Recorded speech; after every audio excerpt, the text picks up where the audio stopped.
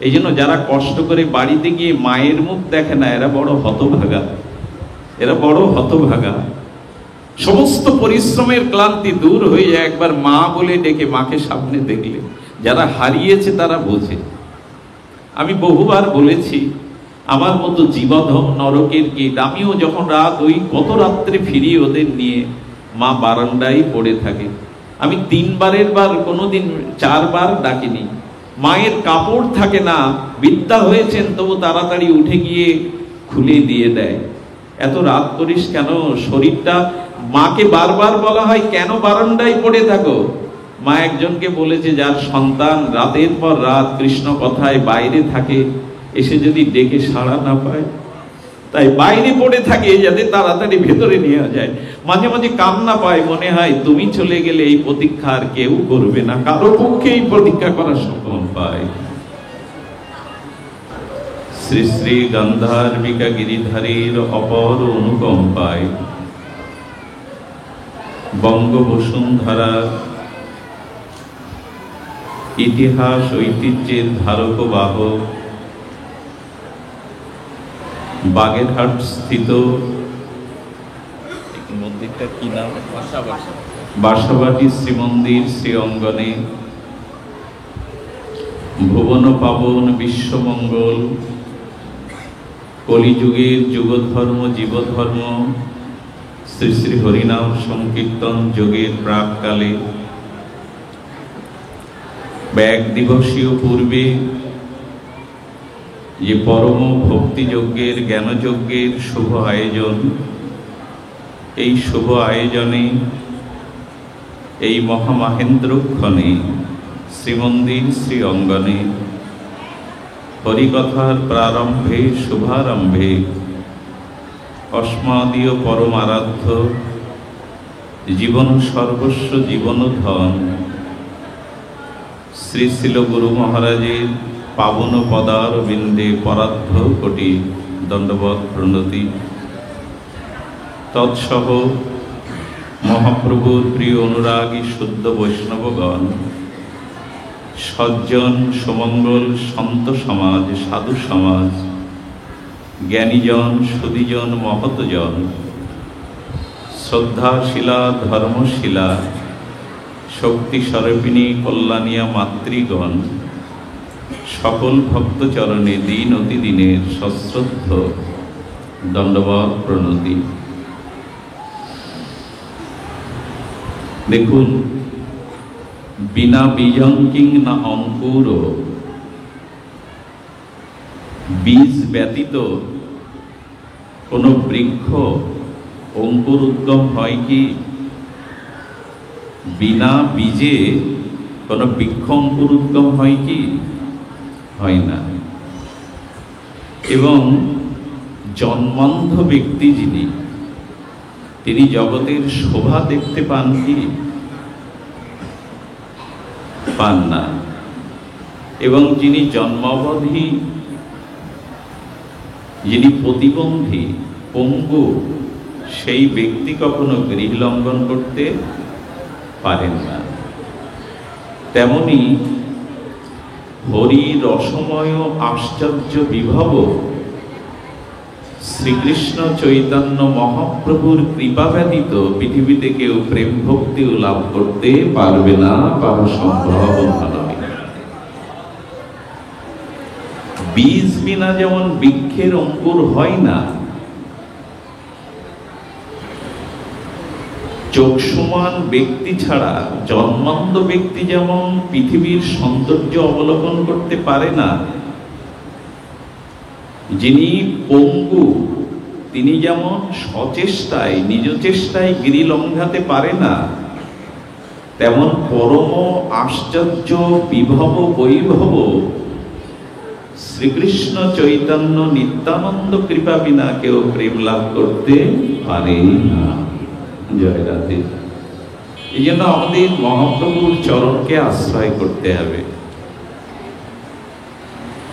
শ্রীকৃষ্ণ চৈতন্য মহাবতার এই কারুণ্য ঘন প্রেম ঘন শ্রী চৈতন্য চরণাশ্রয় ব্যতীত, নিত্যানন্দ চরণাশ্রয় ব্যতীত আমরা শুদ্ধ ব্রজ ভক্তি, প্রেম ভক্তি লাভ করতে সম্ভব নয়। পূর্বে বলা হয়েছে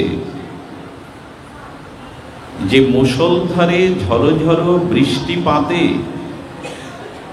পাথরের উপরে যে বীজ অর্পিত হয়েছে, পাথরের পরে কোনো বীজ পড়লে যদি সপ্তাহব্যাপী ঝড়ো ঝড়ো বৃষ্টি পড়ে, পাথরের পড়া বীজ কি অঙ্কুর হয় বৃষ্টির জলে? হয় না। পাষাণে যদি বৃষ্টি সিঞ্চিত হয়, তো পাষাণের বীজ কখনো অঙ্কুরোদ্গম হয় না। তেমন যারা গৌর নিত্যানন্দ চরণ বাদ দিয়ে আর প্রেম বৃষ্টির বন্যা বইয়ে দিতে চাচ্ছে হৃদয়ে, তাদেরও প্রেম বন্যা, তাদেরও সেই ভজন বন্যা বা চেষ্টার বন্যার দ্বারা প্রেম অঙ্কুরোদ্গম হবে না। পাষাণে পতিত বীজ কণার প্রতি যদি বৃষ্টি সিঞ্চিত হয়, তবু সেই বীজ অঙ্কুরোদ্গম হয় না। পাষাণে পড়েছে তো বৃষ্টি। এবং গৌর নিত্যানন্দ করুণা ব্যতীত, কৃপা ব্যতীত, গৌর চরণ ব্যতীত যতই সাধন চেষ্টা হোক, প্রেম অঙ্কুর হওয়ার সম্ভাবনা নাই। এ কি আমার মন গড়া কল্পিত সিদ্ধান্ত? প্রবোধানন্দ সরস্বতীবাদের সিদ্ধান্ত। শ্রী চৈতন্য চন্দ্রামৃত নামক অমর গ্রন্থে মহাপ্রভুর এই প্রিয় পরিকর বলছেন না, পাষাণে বৃষ্টি সিঞ্চিত হলেও বীজ অঙ্কুর হবে।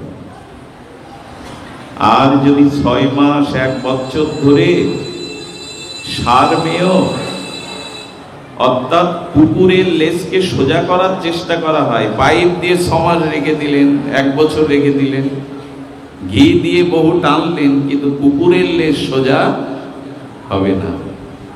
তো গৌর নিত্যানন্দ কৃপা ব্যতীত কারো বিশুদ্ধ রাগ ভক্তি, ব্রজ ভক্তিও পাওয়ার সম্ভাবনা তেমন নয়।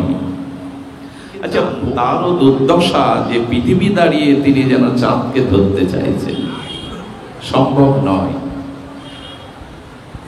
এই জন্য এই বিশেষ কলিযুগে, মহাপ্রভু নিত্যানন্দের কলিযুগে আমাদের উচিত হলো সহজ সরল আমাদের এই শ্রীমান চৈতন্য কারুণ্য অবতারের চরণ আশ্রয় করা। মহাপ্রভু এমন উক্তি করেছেন, দিনান্তে যে নিতাই বলে একবার, কয়বার? দিনান্তে যে নিতাই বলে একবার। মহাপ্রভু বলছেন, সে হয় আমার, আমি হই তার একবার। এমন কথা বলছেন যে দিনান্তে যে নিতাই বলে একবার। তবে হ্যাঁ, কপটতা ত্যাগ করে বলতে হবে, নিষ্কপট চিত্তে, সরল চিত্তে বলতে হবে, নিতাই আমি তোমার। দিনান্তে যে নিতাই বলে একবার। জয় রাধে। বাবা, তোমাদের শব্দ দেখো বিচ্ছিন্ন হয়ে গেছে একটা। জয় রাধে, জয় গৌর সুন্দর। আগেরটা ঠিক ছিল। তো এই জন্য এই বিশেষ কলিযুগে মহাপ্রভুর মহা অবদান না। আগে যেভাবে ছিল ওটা ঠিক করে দাও। কি করে? কলিযুগের বিশেষ অবদান শ্রীকৃষ্ণ চৈতন্য চন্দ্রের করুণা। আর এই করুণা লাভের জন্য গোস্বামীপাদ সহজ একটি উপায় বলেছেন। প্রেম ভক্তি লাভের, কৃষ্ণ ভক্তি লাভের, ব্রজ ভক্তি লাভের ছোট্ট একটা উপায় বলেছেন। সেটি আমাদের গ্রহণ করতে হবে। সেটি কি বলেছেন গোস্বামীপাদ? মহাপ্রভুর মনোভীষ্ট পূরণকারী জগৎগুরু রসাচার্য ইকো দিয়ে বসেছে। জগৎগুরু রসাচার্য কি বলছেন? কৃষ্ণ ভক্তি রসভাবিতা মতি। ক্রিয়তাং যদি কুতপি লভ্যতে, যদি কৃষ্ণ ভক্তি বা কৃষ্ণ প্রেম রস, ব্রজ রস আস্বাদন করতে চাও, ক্রিয়তং যদি বা লভ্যতে, যদি সেই রস ওই বাচ্চা দুটিকে থামান না, ওরা খেলা করছে, কথা বলছে। লভ্যতে তত্র লৌলমপি মূল্য মে কলং। আহা, কি অদ্ভুত শব্দ চয়ন! যদি কৃষ্ণ ভক্তি রস ভাবে ভাবিত হতে চাও, নিজের মতিকে কৃষ্ণ ভক্তি রসে আর ডুবাতে চাও, উপায় একটি, তত্র লৌললোপি মূল্য মে কলং। লোভ জাগাও, লোভ রূপ মূল্য দিয়ে রস কিনে নাও, ভক্তি কিনে নাও। আরে বাবা, লোভ তো নরকের দ্বার। লোভ হলো নরকের দ্বার। তো লোভের দ্বারা কৃষ্ণ ভক্তি রসে মতি হবে? বলে হ্যাঁ, লোভ চাই। যদি প্রবল লোভ জেগে যায়, এই লোভের দ্বারা কিনে নাও। এই লোভ ব্যতীত, পরম পিপাসা ব্যতীত আর গাঢ় তৃষ্ণা ব্যতীত, কি বলেছেন, জন্মকোটি সুকৃতের তেন লভ্যতে। কোটি জন্ম পুণ্য কর্ম দ্বারা এটা লাভ হবে না। কোটি জন্মের সুকৃতি বা পুণ্য কর্ম থাকলে লাভ হবে না। লাভ হবে কি করে? অত্র লৌলমপি মূল্য মে কলম, লোভ জাগা। আচ্ছা, মানুষের জাগতিক কোন বস্তু প্রাপ্তির যখন প্রগাঢ় লোভ হয়, গাঢ় তৃষ্ণা, এসে বিধি নিয়ম আইন মানে, কোন বস্তুর প্রতি যদি খুব গাঢ় লোভ জাগে, সেই প্রবল লোভ, তখন তাকে বিধি মানতে বাধ্য করে না। লোভ কখনো কারো বিধি আচার নিয়ম মানে না। লোভের বশবর্তী হয়েই তো মানুষ সব লঙ্ঘন করে। যে যদি কৃষ্ণ ভক্তি লোভ তোমার ভিতরে জাগে, লৌল মূল্য মে কলাম, লোভ রূপ মূল্য দিয়ে কিনে নাও কৃষ্ণ ভক্তি রস। লোভ না জাগলে আজকে এই তাপদাহে এসেছেন আপনারা, রাস্তায় দাঁড়িয়ে বসে, এটা লোভেরই তো পরিণাম। লোভ চাই। লোভ জাগতিক জিনিসে নরকে নিয়ে যাবে। রূপ যৌবন বিত্ত বৈভব আর এই শব্দ স্পর্শ রূপ রস গন্ধের লোভ আমাদের পতন ঘটিয়ে দেয়, সেটা আমরা ভালোই জানি। মন্দিরে প্রদীপ জ্বলছে, আর প্রদীপের সেই দীপশিখার যে রূপ, আগুনের তো একটা রূপ আছে, দীপশিখা যখন ওঠে তার একটা রূপ আছে। ওই রূপে অন্ধকার তিমিরে কীট পতঙ্গ মনে করে ওই রূপে ঝাঁপ দিয়ে সুখ পাবো। কীট পতঙ্গ প্রদীপ শিখার রূপে ঝাঁপ দিয়ে সুখ পায় না মরে পড়ে থাকে? ওই রূপের নেশায় কীট পতঙ্গ অগ্নির রূপে যখন ঝাঁপ দেয়, ওখানেই পড়ে। অর্থাৎ জগতের লোক তোমাকে পোড়াবে। আর বর্ষির আগায় যারা মাছ শিকারী, মাছ শিকার করে যারা, বর্ষির আগায় একটু আমিষ চার দিয়ে দেয়, গন্ধ দিয়ে। আর ওই আমিষ চারের জিহ্বার লোভে মাছগুলো এসে জীবন হারিয়ে ফেলে। তো জগতের লোক তোমাকে পতন ঘটিয়ে দেবে। পুরানো দিনে যারা হরিণ শিকার করত, তখন এত বন্দুক গুলি পিস্তল ছিল না। তো শিকারীরা জাল পেতে সুমধুর সুরালাপ করত বংশীতে, বাঁশরিতে। বাঁশির সুর শুনে হরিণগণ ছুটে এসে ওই জালে আটকে যেত। তেমনি কর্ণে বিষয় কথারূপ, কামিনীর কথারূপ, বাসনারূপ কথা শুনে আমরাও মোহজালে আটকে যাই। তো জগতের যে শব্দস্পর্শ রূপ রস গন্ধের লোভ, ওটা আমাদের নরকগামী করে, পতন করে। কিন্তু কৃষ্ণ ভক্তির লোভ যদি কারো জেগে যায়, ভগবত ভক্তির লোভ, তাহলে তাকে প্রেম ভক্তি দিয়ে জন্মকোটি সুকৃতে ত্রৈন লভ্যতে। না না, পূর্ণ কর্মের দ্বারা লাভ হবে না। তুমি যতই দান ধ্যান যাগযজ্ঞ করো, তার দ্বারা পূর্ণ হবে, কিন্তু পূর্ণের দ্বারা কৃষ্ণ রসে লোভ জাগবে না। জাগবে না। জাগবে লোভ জাগাও। কি করে? ভাগবতী ও রসসুধার আর লোভ জাগবে। আচ্ছা, লোভী ব্যক্তি কিন্তু খুব সতর্ক হয়। লোভী ব্যক্তি তার লোভময় বস্তুকে পাওয়ার জন্য ভীষণ বুদ্ধি খাটায় কিনা, আর ভীষণ সতর্ক থাকে। তা আজকে যদি আমরা কৃষ্ণ কথার লোভে এসে থাকি, আমাদেরও কিন্তু সতর্ক থাকতে হবে, নিদ্রা যেন না আসে, ঘুম যেন না আসে। লোভী যখন কোনো বস্তু আয়ত্ত করতে যায় তখন সে খুব সতর্ক থাকে কিনা? এমন কৃষ্ণ ভক্তি রসে যদি লোভ হয় তাহলে সতর্ক থাকতে হবে, সতর্কের দ্বারা পেতে হবে। শুধুগণ, আমাদের ভক্তি দরকার। এই ভক্তির একটি সাংকেতিক তত্ত্ব রামচরিতমানসে গোস্বামী তুলসীদাস অপূর্ব ব্যাখ্যা করেছেন, শুনুন মন দিয়ে। আচ্ছা, সীতাকে অন্বেষণের জন্য হনুমান, অঙ্গ, জাম্ববান সহ অন্বেষণে বেরিয়েছে কিনা? তো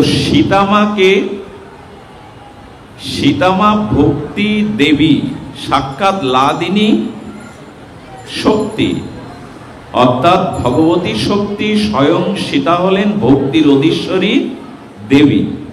এখন ভক্তিকে খুঁজতে বের হতে হবে। তো স্বয়ং ভগবান ভক্তি দেবীর অন্বেষণের জন্য নিজে যাচ্ছেন না, কাদের পাঠাচ্ছেন? অঙ্গদকে পাঠিয়েছেন, হনুমানকে পাঠিয়েছেন, সুগ্রীবকে পাঠিয়েছেন, জাম্বুবানকে পাঠিয়েছেন, বানর সেনাদের পাঠিয়েছেন। এখন ভক্তিকে আমরা চাই কিনা? এমন কেউ এখানে নাই তিনি বলবেন যে আমি ভক্তি চাই না। কারণ ভক্তি হলো সর্বসমর্থ শিরোমণি। ভক্তি হলেন সবকিছু, এই জগতে নাই পরজগতে সবকিছু প্রাপ্তির মূল হলো ভক্তি। ভক্তি চাই, না হলে জীবন পরিপূর্ণতা আসবে না, জীবনে কল্যাণ আসবে না। ভক্তি শূন্য সকল কিছুই যন্ত্রণাময়। এই জন্য সীতা অন্বেষণ আমাদের প্রত্যেকের জীবনে প্রয়োজন, শুধু হনুমান, জাম্ববানের, সুগ্রীবের, অঙ্গদের না। ভক্তির প্রয়োজন আমাদের সকলের। চাই কিনা? জ্ঞানের প্রয়োজন আছে, বিদ্যার প্রয়োজন আছে, জগতের অন্যান্য তত্ত্বের প্রয়োজন আছে, কিন্তু সর্বোপরি প্রয়োজন ভক্তি। কারণ ভক্তি বিনা কোনো সাধনায় দিতে না রে ফল। সব ফল দেন ভক্তি, স্বাতন্ত্র প্রবল। আপনি জ্ঞানযোগের, কর্মযোগের যত সাধনা করেন, ভক্তি বিনা কোনো সাধনায় আপনি ফল লাভ করতে পারবেন না। সে আপনি বহু সুস্বাদু করে সবজি রান্নলেন কিন্তু লবণ দিলেন না, বহু বস্তু মশলা দিয়ে সবজি রান্না করলেন অথচ লবণ দিলেন না। আপনি ইট সাজালেন, ইটের পরে আরেকটা ইট দিলেন, মাঝখানে সিমেন্ট রূপ মশলা দিলেন না, সেটা পাঁচিল হবে না, মন্দির হবে না। হবে কি? হবে না। তো যার জীবনে যত ভজন সাধনা আছে, যদি ভক্তিকে তুমি গ্রহণ না করো, কোন সাধনা তোমাকে ফল দিতে, সব ফল দেন ভক্তি, স্বাতন্ত্র প্রবল। একমাত্র স্বাতন্ত্র বিশেষ ক্ষমতা ভক্তির আছে। এই জন্য আবার বলেছেন চৈতন্য চরিতামৃতে, জ্ঞান কর্ম যোগ ধর্মে কৃষ্ণ নহে বশ। ওর দ্বারা তাকে বশ করা। জ্ঞান কর্ম যোগ ধর্মে কৃষ্ণ নহে বশ। কৃষ্ণ বশ হেতু একমাত্র প্রেম ভক্তি রস। এক সাধু এসেছে, তিনি জিলিপি খেতে ভালোবাসেন। অনেক সাধুদের তো এক এক রকম ভাব থাকে। তো পাশে মদনময়রা, উনি গলায় মালা আছে, প্রসাদ ভোজি, দোকানও আছে, আমিষ তোলেন না। তো শিষ্য বলছে, গুরু মহারাজ হয়ে যাক 100 গ্রাম 200 গ্রাম। বলে আজ বাবা ব্যস্ত আছি, আজকে জিলিপি খাবো না। বলে না, তা কি হয়, আপনি ভালোবাসেন। আর আমি দেখেও এলাম মদনময়রা জিলিপি ভাজছে। ছেলেটাকে ডেকে বলছেন, ছেলেটা একটু সহজ সরল, দেখে বলছেন এই 20 টাকা নিয়ে 200 গ্রাম জিলিপি আন। তবে শোন, প্রথম কড়াই থেকে যা তুলছে সেই টাটকা আনবি, প্রথম কড়াই থেকে যা তুলছে টাটকা আনবি, বাসে আনবি না। ও গিয়ে দাঁড়িয়েছে, 20 টাকা দিয়েছে। এই জিলিপি তৈরি করতে গিয়ে 2টি কড়াই লাগে, একটা ভাজার কড়াই, একটা রসে চুবানোর কড়াই। সেই ভাজার কড়াই থেকে তুলে যেই রসের কড়াইতে নিয়ে যাবে, বাবা বলছে প্রথম কড়াইয়ের টাটকাটা নিতে বলেছেন, আমি দ্বিতীয় কড়াইটা নেব না। ওই জিলিপি খাওয়া যাবে তো? তো জ্ঞান কর্ম হলো প্রথম কড়াইয়ের জিলিপি, আর ভক্তি হলো দ্বিতীয় রসে ভেজা কড়াইয়ের জিলিপি। ওতে না ডুবালে জিলিপি আস্বাদন হবে না। এই জন্য বলছেন ভক্তি একটা স্বতন্ত্র ক্ষমতা। আগুনের যেমন একটা স্বতন্ত্র ক্ষমতা আছে, সব পুড়িয়ে দেয়, এটা ওর স্বতন্ত্র ক্ষমতা। ভক্তিরও একটা স্বতন্ত্র প্রবল ক্ষমতা আছে। এই জন্য ভক্তির খোঁজ করা আমাদের সকলের দরকার। তুলসীদাস বলছেন তাকিয়ে দেখো, স্বয়ং ভগবান পেছনে থেকে সবাইকে পাঠাচ্ছেন সীতার খোঁজে। অর্থাৎ জগৎ বিধাতা ভগবান বলছেন জীবগণকে তোমরা ভক্তির অন্বেষণে যাও, ভক্তিকে খোঁজ করো। সীতার আর এক নাম শান্তি, সীতাই শান্তি। আচ্ছা, শান্তির খোঁজ করছি কিনা আমরা সারা জীবন? করছি কিনা? আমার শান্তি চাই কিনা? সে কুড়ে ঘরে, অট্টালিকায়, জঙ্গলে, গৃহে, যেখানেই থাকি, শান্তি তো সকলের চাই। তাহলে শান্তি সীতা আর ভক্তি সীতাকে আমাদের সবার খোঁজ করতে হবে। সে পথে বেরিয়েছি তো, শান্তির খোঁজে, প্রকৃত শান্তির খোঁজে বা ভক্তির খোঁজে বেরিয়েছি তো হনুমানের মতো। এখন সীতা অন্বেষণ, ভক্তি অন্বেষণের পথটা বড় কঠিন। প্রথমত দেখবেন সকলে বলছে যে সাগর পাড়ি দিয়ে ওপারে যাওয়ার ক্ষমতা আমাদের নেই। ভক্তির কাছে যেতে গেলে প্রথমত প্রয়োজন হলো নিজের স্বরূপ শক্তিটাকে জাগানো। ওর মধ্যে কারো হৃদয়ে এরকম বল আসছে না যে আমি সাগর পাড়ি দিয়ে, অঙ্গদ বলছে আমি 50 যোজন যেতে পারি। সকলের পক্ষে এই মায়াময় সংসার সাগর পেট পাড়িয়ে ভক্তির কাছে আমরা সবাই চেষ্টা করলেও পারি। খুব ধ্যান দিয়ে শুনতে হবে কথাগুলো, খুব দার্শনিক কথা। ভক্তির অন্বেষণে আমরা বেরিয়েছি, নাহলে সদ্গুরুদেবের দীক্ষা নিতাম না, হরিকথায় আসতাম না, তিলক মালাদি এগুলো গ্রহণ করতাম না। অর্থাৎ ভক্তির পথেই বেরিয়েছি, কিন্তু ভক্তির পথে যাওয়াটা বড় সহজ নয়। সেটি দেখুন, সবাই বলছে আমার দ্বারা হয়তো ওই পারে যাওয়া সম্ভব, কিন্তু ফিরে আসা সম্ভব না। তখনই কি করলেন? জাম্ববান হলো বয়োবৃদ্ধ, জ্ঞানবৃদ্ধ এবং বয়োবৃদ্ধ। যদি মায়াময় সংসার পাড়ি দিয়ে ভক্তির অন্বেষণে, শান্তির অন্বেষণে যেতে যাও, তাহলে যিনি তত্ত্বজ্ঞ, সেই তত্ত্বজ্ঞ গুরুদেবের কাছে, তত্ত্বজ্ঞ সাধুর কাছে যাও। জাম্ববান তখন কি করলো জানেন? হনুমানের ভেতরের শক্তিটাকে জাগিয়ে দিল। তোমার মধ্যে আত্মা আছে, তোমার মধ্যে অযুত বল আছে, এই বলটা জাগিয়ে দিল কে? বয়োজ্যেষ্ঠ, জ্ঞানজ্যেষ্ঠ জাম্ববান। ভক্তি যদি লাভ করতে চান, মায়াময় সংসার পাড়ি দিতে চান, তাহলে প্রথমে প্রয়োজন হলো তত্ত্বজ্ঞ জ্ঞানীর সঙ্গ করা। তিনি আপনার ভেতরের সুপ্ত শক্তিটাকে জাগিয়ে দেবেন। দেখুন, কাঠের মধ্যে আগুন আছে, আছে কিনা? সব কাঠেই আছে। শুকনো কাঠগুলো এনে আপনি ওর উপর হাত দিয়ে বলুন, কাষ্ঠ, তোমার কুটস্থ অগ্নি তোমার ভেতরে আছে, আমাকে আগুন দাও। এখানের অন্ধকার প্রজ্বলিত আগুনে দূর করো, ভয় দূর করো। আগুন জ্বাললে ভয় দূর হয়। কাঠের মধ্যে সুপ্ত আগুন আছে, কিন্তু ওর উপরে হাত রেখে দাবি করলে আগুন পাবেন? ওই দুটি কাঠ ঘর্ষণ করতে হবে, করলে ওর ভিতরে যে সুপ্ত কুটস্থ অগ্নি, ওটা আত্মপ্রকাশ ঘটবে। যেমন আমাদের সকলের মধ্যে ভক্তিকে পাওয়ার জন্য আত্মজ্ঞান আছে, সেই জ্ঞানটা সুপ্ত হয়ে আছে, ঘুমন্ত হয়ে আছে। এটা তত্ত্বজ্ঞের দ্বারা জাগাতে হবে। তুমি পারবে। তুমি মনুষ্য জন্ম পেয়েছো, দুর্লভ জন্ম পেয়েছো, তুমি পারবে। এক মহাদের কাছে গিয়ে বললেন, আমি বড় দরিদ্র, আর দরিদ্রই তো অভিশাপ, দরিদ্রই খুব দুঃখ। তিনি ছিলেন সন্ত, অনুভবী সাধক, তিনি বলছেন বাবা তুমি দরিদ্র নও, রাজার ছেলে কখনো দরিদ্র হতে, কথাটি মন দিয়ে শোনো, রাজার ছেলে কখনো ভিখারি বা দরিদ্র হতে পারে না। পারে কি? তো শ্রুতি কি বলেছেন, আমাদের বেদান্ত কি বলেছেন? অমৃতস্য পুত্র। আমরা কার পুত্র? অমৃতের পুত্র। যদি অমৃতের পুত্র হয় আর যদি সনাতন অংশ হই, ভগবানের অংশ হই, তাহলে আমি অভাবী, এ কথাটি তার মুখে মানায় না। আমরা সবাই রাজা, আমাদের এই রাজার রাজত্বে আমরা ঈশ্বরের অমৃতস্য পুত্র হয়ে এসেছি। আমরা মনুষ্য জন্ম পেয়েছি দেব দুর্লভ, অভাব নেই। সাধু বাবাকে বলছেন বাবা বড় অভাব। বলেন অভাব মানে? বলে টাকা নাই, পয়সা নাই। বলেন তোমার ভিতরে কোটি টাকা আছে, তুমি বলছো অভাব? তো হতচকিত হয়ে সেই দিন দরিদ্র বলছেন কোটি টাকা কেন বাবা, 100 টাকাও তো নাই। বললেন তাহলে তোমার দিকে তাকাও। তাকিয়ে বলছে তোমার কিডনি দুটোর দাম কত তোমার ভেতরে যেটা আছে? আচ্ছা বলুন আপনার দুটো কিডনির দাম কত? অনেক ধনী ব্যক্তি তো 50 লাখ টাকা দিলেও কিডনি না পেলে নিয়ে নেবে যদি আপনি দান করেন।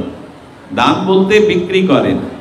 আচ্ছা তোমার কিডনি, তোমার হার্টটার মূল্য কত? তোমার লিভারটার মূল্য কত? তোমার চোখ দুটোর মূল্য কত?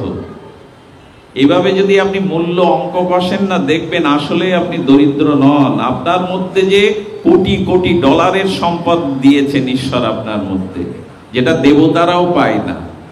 অর্থাৎ আপনার ভেতরে যে সম্পদ আছে, শক্তি আছে, আত্মজ্ঞান আছে, এটাকে জাগান। এই জন্য চণ্ডীর একটা স্তুতিতে বলেছেন ইয়া দেবী সর্বভূতে নিদ্রা রূপেণ সংস্থিতা। তোমার ঘুমটা ভাঙাও, তবেই শক্তি জাগবে। তোমার ঘুম ভাঙাও। আর এই ভাঙাবে কে? জাম্বুবানের মতো যিনি তত্ত্বজ্ঞ জ্ঞানী, তার কাছে যাও। তিনি তোমাকে স্বরূপ জ্ঞান, স্বরূপ স্মৃতি, আত্মজ্ঞান, সুপ্ত জ্ঞান জাগিয়ে দেবেন। হনুমান তখন বললেন এবার আমি পারবো। সেই জাম্ববান সুপ্ত শক্তি যখন জাগিয়ে দিলেন, তখন বললেন হ্যাঁ, আমার ভেতরে যে প্রভু রাম আছে, সেই রাম শক্তিতে সবকিছুই সম্ভব। আর ভক্তি অন্বেষণের প্রথম সংজ্ঞা দেখুন, হনুমান ছোট বড় বানর সবাইকে প্রণাম করে আশীর্বাদ দিচ্ছে। যদি ভক্তির পথে যেতে চাও তাহলে হনুমানের মতো সকলের কাছে নত হয়ে আশীর্বাদ মেগে নাও। নিজের অভিমান, নিজের বড়ত্ব আনলে ভক্তির সন্ধান তুমি। হনুমান বানরদের প্রণাম করছেন, সাধারণদের প্রণাম করছেন, যা সীতা অন্বেষণে যেন আমি বিফল না হয়, আপনারা আশীর্বাদ করুন। প্রথমেই হনুমান জানিয়ে দিলেন তত্ত্বজ্ঞের জ্ঞান লাভ করে সকলকে মান প্রদান করো, সকলের আশীর্বাদ নাও। আশীর্বাদ বড় প্রয়োজন। আচ্ছা এই যেতে যেতে যখন হনুমানজি যাচ্ছেন, তখন সুরসা রাক্ষস প্রথমে এলো। এটা একটু ধ্যান দিয়ে শুনতে হবে, একটু তাত্ত্বিকতা। সুরসা এসে কি করলো? 50 যোজন তার হা বাড়িয়ে দিল। সুরসা এসে 50 যোজন, 1 যোজন মানে 2.5 কিলোমিটার। তো হনুমান তখন কি করলো? ওর মুখের মধ্যে গিয়ে নিজে 100 যোজন বড় করলো শরীরটা। সুরসা তখন বলল ভক্তির সন্ধান তুমি একমাত্র পেতে পারো, তোমার প্রথম পরীক্ষায় তুমি জয়ী। এই সুরসা হলো আপনি যখন ভক্তির পথে উঠবেন, তখনই প্রথমত আপনার পরীক্ষা আসবে। কি পরীক্ষা? না এই যে যশ খ্যাতি, আমি সাধু হয়েছি, বক্তা হয়েছি, এই যশ খ্যাতি তোমাকে গিলে খেতে আসবে। যেই আপনি ভক্তির পথে চলেছেন, পণ্ডিত হয়েছেন, সাধু হয়েছেন, বক্তা হয়েছেন, সঙ্গে সঙ্গে আপনাকে প্রশংসা গিলতে আসবে। এটার থেকে যদি বেরোতে পারেন তাহলে জানবেন ভক্তির পথে আপনি চলেছেন। আমরা থেমে যাই, আটকে যাই। যিনি একটু পাঠ করতে পারেন, যিনি সাধু হন, যার একটু সুনাম ছড়িয়ে পড়ে, প্রশংসা যশ খ্যাতি এসে তাকে গিলে খায়। এই পথগুলো আমরা অনেকেই এড়িয়ে যেতে পারি না। এরপরে কি দেখলেন? হনুমান যেতে যেতে দেখলেন একটা স্বর্ণময় পর্বত। সেই পর্বতের ওপর দিয়ে যখন বললেন হে পবন নন্দন, এই স্বর্ণ শিখরে আপনি কিছুটা বিশ্রাম নিন, কিছুটা বিশ্রাম নিন। হনুমান বললেন, রাম কার্য যতদিন সম্পন্ন না হবে, ভক্তি দেবীকে যতদিন অন্বেষণে না পাবো, ততদিন আমি এই শিখরময় স্বর্ণ শিখরে আমি সুখভোগ করব না। এটার তত্ত্ব কি? এটার তত্ত্ব হলো, প্রথমে তো যশ খ্যাতি সুনাম আসবে, আর ভক্তির পথে চলতে গেলে তারপরে ঐশ্বর্য আসবে। দেখবেন একটু পাঠ করতে পারলেই টাকা ছুঁড়ে মারে মানুষ, ঝরঝর করে টাকা পড়ে। আর যদি ভগবতে সে টাকার লোভ একবার এসে যায়, হাতের মুঠোয় দিলে দেখি এটা 500 টাকা কি 100 টাকার নোট, যে 500 টাকা দেয় তার মাথায় আবার বেশি করে হাত দেই, তাই না? আমি এত টাকা না হলে পাঠ করতে যাব না বাবা, আমার এই আছে, মন্দির চালাতে হয়, এই করতে হয়। যদি পয়সায় আটকে যান, ওখানে সোনার পর্বত বিশ্রাম নিতে বলছেন। হনুমানকে বললেন, ভক্তি অন্বেষণ ব্যতীত এখন আমার স্বর্ণ শিকারে বিশ্রামের সময় নেই। যদি অর্থের প্রলোভনে আটকে যান, অর্থের প্রলোভন করা উচিত নয়। কেন জানেন? যিনি নারায়ণের চরণ আশ্রয় করেছে, লক্ষ্মী দেবী হেসে বলছেন, আমি তার ঘরে 10 বার উঁকি মেরে দেখব তার সেবার বস্তুগুলো ঘরে আছে কিনা। যদি নারায়ণের চরণকে, ভগবানের চরণকে আঁকড়ে ধরতে পারো, আমি তার চরণ সেবিকা ঐশ্বর্যদায়িনী হয়ে বলছি, তুমি যদি ঘরে দুয়ার দিয়েও থাকো, আমি তোমার ঘরে যে কোনো ভাবে ঐশ্বর্য পাঠিয়ে দেবো, যেহেতু তুমি নারায়ণের চরণ আশ্রয় করেছো। এই জন্য গোবিন্দ বলেছে, জগৎসেবম বহমহম অনন্য চিন্তান্তমাং যে জানা পর্যুপাসতে তেষাং নিত্যাভিযুক্ত নাম জগৎসেবম বহম। খবরদার, যারা গোবিন্দ চরণ আশ্রয় করেছে তারা খাবো কি, পয়সার দরকার, এটার দিকে যদি ঝোঁক এসে যায়, ভক্তির থেকে, ভজনের থেকে, প্রচারের থেকে তুমি আটকে যাবে। লক্ষ্মী দেবীকে প্রশ্ন করছেন একজন, ঘরে দুয়ার দিয়ে বসে থাকবে, খাদ্য পৌঁছাবে কি করে দরজা জানলা আটকালে? তুমি যে বলছো যারা গোবিন্দ চরণ আশ্রয় করেছে নারায়ণের চরণে, তাদের ঘর দুয়ার বন্ধ করে বসে থাকলে ভেতরে কি করে দেবে?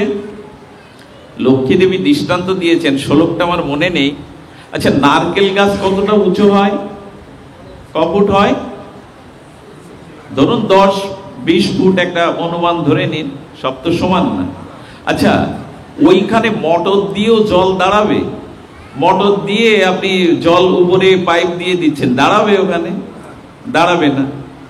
আর মাটির থেকে সে প্রায় 20 ফুট 25 ফুট উপরে, তারপরে ডাব বা নারকেলের দেবেন কতগুলো আবরণ, বড় একটা খোসা, তারপরে আবার শক্ত আবরণ, ওর ভিতরে জল যায় কি করে? ওইখান থেকে পেড়ে আপনি শীতল অমীয় জল পেলেন, তৃষ্ণা নিবারণকারী পুষ্টিকারী 1 গ্লাস জল, ওর ভিতরে জল ওইভাবে ঢোকায় কে? কতটা উপরে, মাটির সাথে কতটা উপরে, আকাশ থেকেও জল ওর মধ্যে যাচ্ছে না, আরো কয়েকটা শক্ত আবরণ, তারপরেও ওর মধ্যে এই গ্রীষ্মে তাপদাহে পেড়ে আপনি জল পাচ্ছেন। ভগবান যদি ডাবের ওই খোসার মধ্যে আবরণের ভেতরেও ঊর্ধ্বে শূন্যে জল প্রবেশ করাতে পারে, তবে যারা সেই ভগবানের চরণ আশ্রয় করেছে, দরজা জানলা বন্ধ করে থাকলেও ভগবান লক্ষ্মী দেবী তার ভেতরে ঐশ্বর্য দিয়ে দেবেন। সম্ভব এটা। এই জন্য অন্তত হরিনামকে, হরি কথাকে কখনো কন্টাক্ট করা উচিত নয়। এত না হলে আমি যাব না, এটা ভক্তি বিরোধী।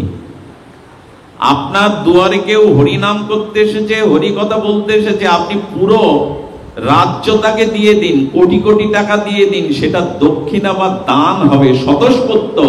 কিন্তু কেউ যদি এগ্রিমেন্ট করে, কন্টাক্ট করে, অনুরোধ করব, তাদের মুখে হরি কথা হরিনাম শোনা আদৌ উচিত নয়, কারণ সেটা ক্রিয়াশীল হবে না। পারবেন গীতা ভাগবতের একটা শ্লোক পৃথিবীর টাকা দিয়ে কিনতে? হরিনামকে কৃষ্ণ নাম নারদ বলছেন, সত্যভামা দেখিবে বলছেন আমি কৃষ্ণকে নিয়ে যাব। তো সত্যভামা বললেন, নারদ, আমাদের প্রাণ বধূকে যদি নিয়ে যাও, আর দ্বারকাধীশকে নিয়ে গেলে আমরা প্রাণে বাঁচবো না। নারদ তখন একটু বুদ্ধি করে, উনি তো সবসময় সবকিছু ঘটান, বলে তাহলে কৃষ্ণকে কিনে নাও, যদি কৃষ্ণকে কিনে নিতে পারো আমি কৃষ্ণ রেখে যাব, নিতে এসেছি নিয়ে যাব না। বলে কি দিয়ে? বলে কৃষ্ণকে দাড়ি পাল্লার এবারে বসাও, আর এই পাশে তোমাদের দ্বারকায় যত সিন্দুক খুলে সোনা দানা মণিমাণিক্য আছে এই পাশে দাও, কৃষ্ণের দাড়ি যদি উঁচু হয় পেয়ে গেলে কিনে নিলে। সত্যভামা বললেন এবার পারবো। ওনার ওজন কতই বা হতে পারে, আমাদের রাজকোষে তো টন টন সোনা দানা আছে, দাড়ি টানানো হলো, কৃষ্ণকে বসানো হলো, কিন্তু যতই দেয় কৃষ্ণের দাড়ি আর। অবাক হয়ে নারদের দিকে তাকাচ্ছে। নারদ বললেন পয়সা কড়ি দিয়ে ভগবানকে কেনা যায় না, অর্থ সম্পদ দিয়ে ভগবানকে কেনা যায় না। লক্ষ্মী দেবী যার চরণ সেবা করেন তাকে কি ঐশ্বর্য দিয়ে কিনবে তুমি?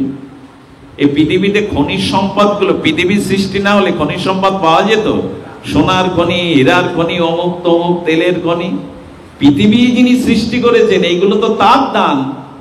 কত গ্রহ নক্ষত্রে কত মূল্যবান সম্পদ আছে, তাকে টাকা দিয়ে বিক্রি করা যায়, টাকা দিয়ে কন্ট্যাক্ট করা যায়? আজকে সব সম্ভব। এই জন্য কলি তখনই প্রবল হবে যখন হরি কথা হরি নাম অর্থের বিনিময়ে বিতরণ হবে, অর্থের বিনিময়ে কন্ট্যাক্ট করে হবে। এতে ভক্তি দাঁড়ায় না। আমার কি মনে হয় জানেন, যদি অপরাধ না নেন, ছোট মুখে একটা ছোট কথা বলি, একটা নাম কীর্তনের দল আনতে গেলে এখন ভালো দল 70-60 হাজার লাগে। তারা 2-3 দিন কীর্তন করে আনন্দ দিয়ে চলে গেল, ঠিক আছে, কিন্তু যদি আপনি মাসে 10,000 টাকা দিয়ে ভোরবেলায় ব্রাহ্ম মুহূর্তে রাত 3:30-র পরে একটু পাড়াতে নগর কীর্তনের জন্য 2 জন রাখতেন খোলকত্তাল বাজিয়ে, ওই আপনার ঘরের দুয়ারে দিয়ে ভজ গৌরাঙ্গ কহ কৃষ্ণ নাম এই যদি বলে গাইতো না, হরে কৃষ্ণ মহামন্ত্র প্রভাতী সুরে, প্রভাতের ওই নির্মল প্রভাতে সকলের কর্ণে ভগবানের নাম যেত, কেউ বা জেগে উঠতো, কেউ বা ওই নামে কৃষ্ণকেও ডাকতো। মহাপ্রভু বলেছেন নগর কীর্তন করো, পথ সংকীর্তন করো, যাতে জীব জেগে ওঠে। মহাপ্রভু নবদ্বীপেই কীর্তন করতেন, পথ সংকীর্তন, দুয়ারে দুয়ারে সংকীর্তন। এখন আসরে সংকীর্তন হয়, পাড়ায় আর দুয়ারে দুয়ারে হরিনাম হয় না। আমরা কোন বুদ্ধি চলছি তা জানি না, যে আপনি যদি একজন বৈষ্ণবকে রাখতেন করতাল বাজিয়ে ভরে, অন্তত গ্রামটা নগর কীর্তন করে। জগৎবন্ধু সুন্দর বললেন সম্পদের জন্য রাত্রে পাহারাদার নিযুক্ত করা হয় এখন, আর গ্রামে আদি ব্যাধি যন্ত্রণা অভিশাপ যাতে প্রবেশ না করতে পারে, কীর্তন পাহারা বসাও, হরিনামের পাহারা বসাও, তাহলে ওর মধ্যে অভিশাপ রোগশোক ঢুকতে পারবে না। এখন আসরে হয় নাম, কিন্তু চৈতন্য মহাপ্রভু বলেছিলেন অতএব গৃহে তুমি কৃষ্ণ ভজ গিয়া। গৃহের দিকে কিন্তু আমাদের দৃষ্টি নাই। এই জন্য বললেন অর্থের চিন্তায় যদি আটকে যাওয়া হয় তাহলে আপনি আটকে গেলেন। অথচ মনে মনে কেউ বলবেন মঙ্গলজি অর্থ ছাড়া বর্তমান যুগে কিছু হয় না। অর্থ ছাড়া হয় না বটে, কিন্তু ভগবানের চরণে যিনি শরণাগতি হন তার পেছনে আর যে দৃষ্টান্ত দেয়া হলো, এই ডাবের মধ্যে নারিকেলের মধ্যে যেমন জল প্রবেশ করাতে যিনি পারেন, আপনি ভগবত ভক্তির চরণ আশ্রয় করে ভগবানের চরণ আশ্রয় করলে ওটা আপনার কাছে পৌঁছাবে। জগৎ সেবম বহম বহম। সুধীজন শ্রবণ করুন। আমরা বলছিলাম বাধা দিতে পারল না, এরপরে আমরা সংক্ষিপ্ত করি। হনুমানজি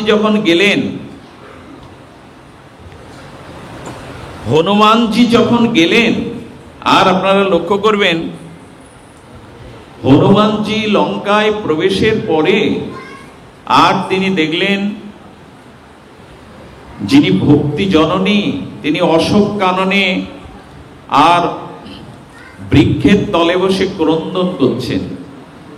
মা সীতার চোখের জল, অর্থাৎ তার যে মনোবেদনা, তার যে প্রভুর বিরহ বেদনা, এটা দেখে হনুমান সজল নয়ন হয়ে গেল।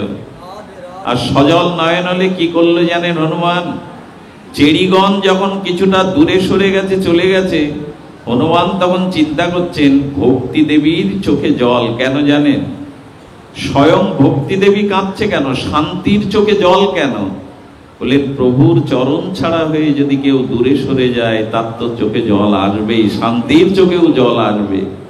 যদি ভগবানের চরণ থেকে, মা সীতামা আজ প্রভুর চরণ থেকে অনেকটা দূরে। ওহে জীব, ভগবানের আতুল আতুল চরণ পদ্ম থেকে যখন তুমি দূরে সরে যাবে, তখন অশোক কাননে থাকলেও, অশোক শব্দের অর্থ কি? যেখানে শোক নাই, অভাববাচক। আর শোক, যেখানে শোক নাই, কিন্তু অশোক কাননেও তুমি শোক পাবে যদি প্রভুর চরণ থেকে দূরে সরে যাও। ভগবানের চরণ থেকে বিচ্ছিন্ন হয়ে গেলে, দূরে সরে গেলে শান্তির দেবীও কাঁদতে থাকে। হনুমান তখন চিন্তা করলেন, মায়ের চোখের জল আর মায়ের মর্মবেদনা দূর করার উপায় কি আছে আমার কাছে? খুব মার্মিক কথা।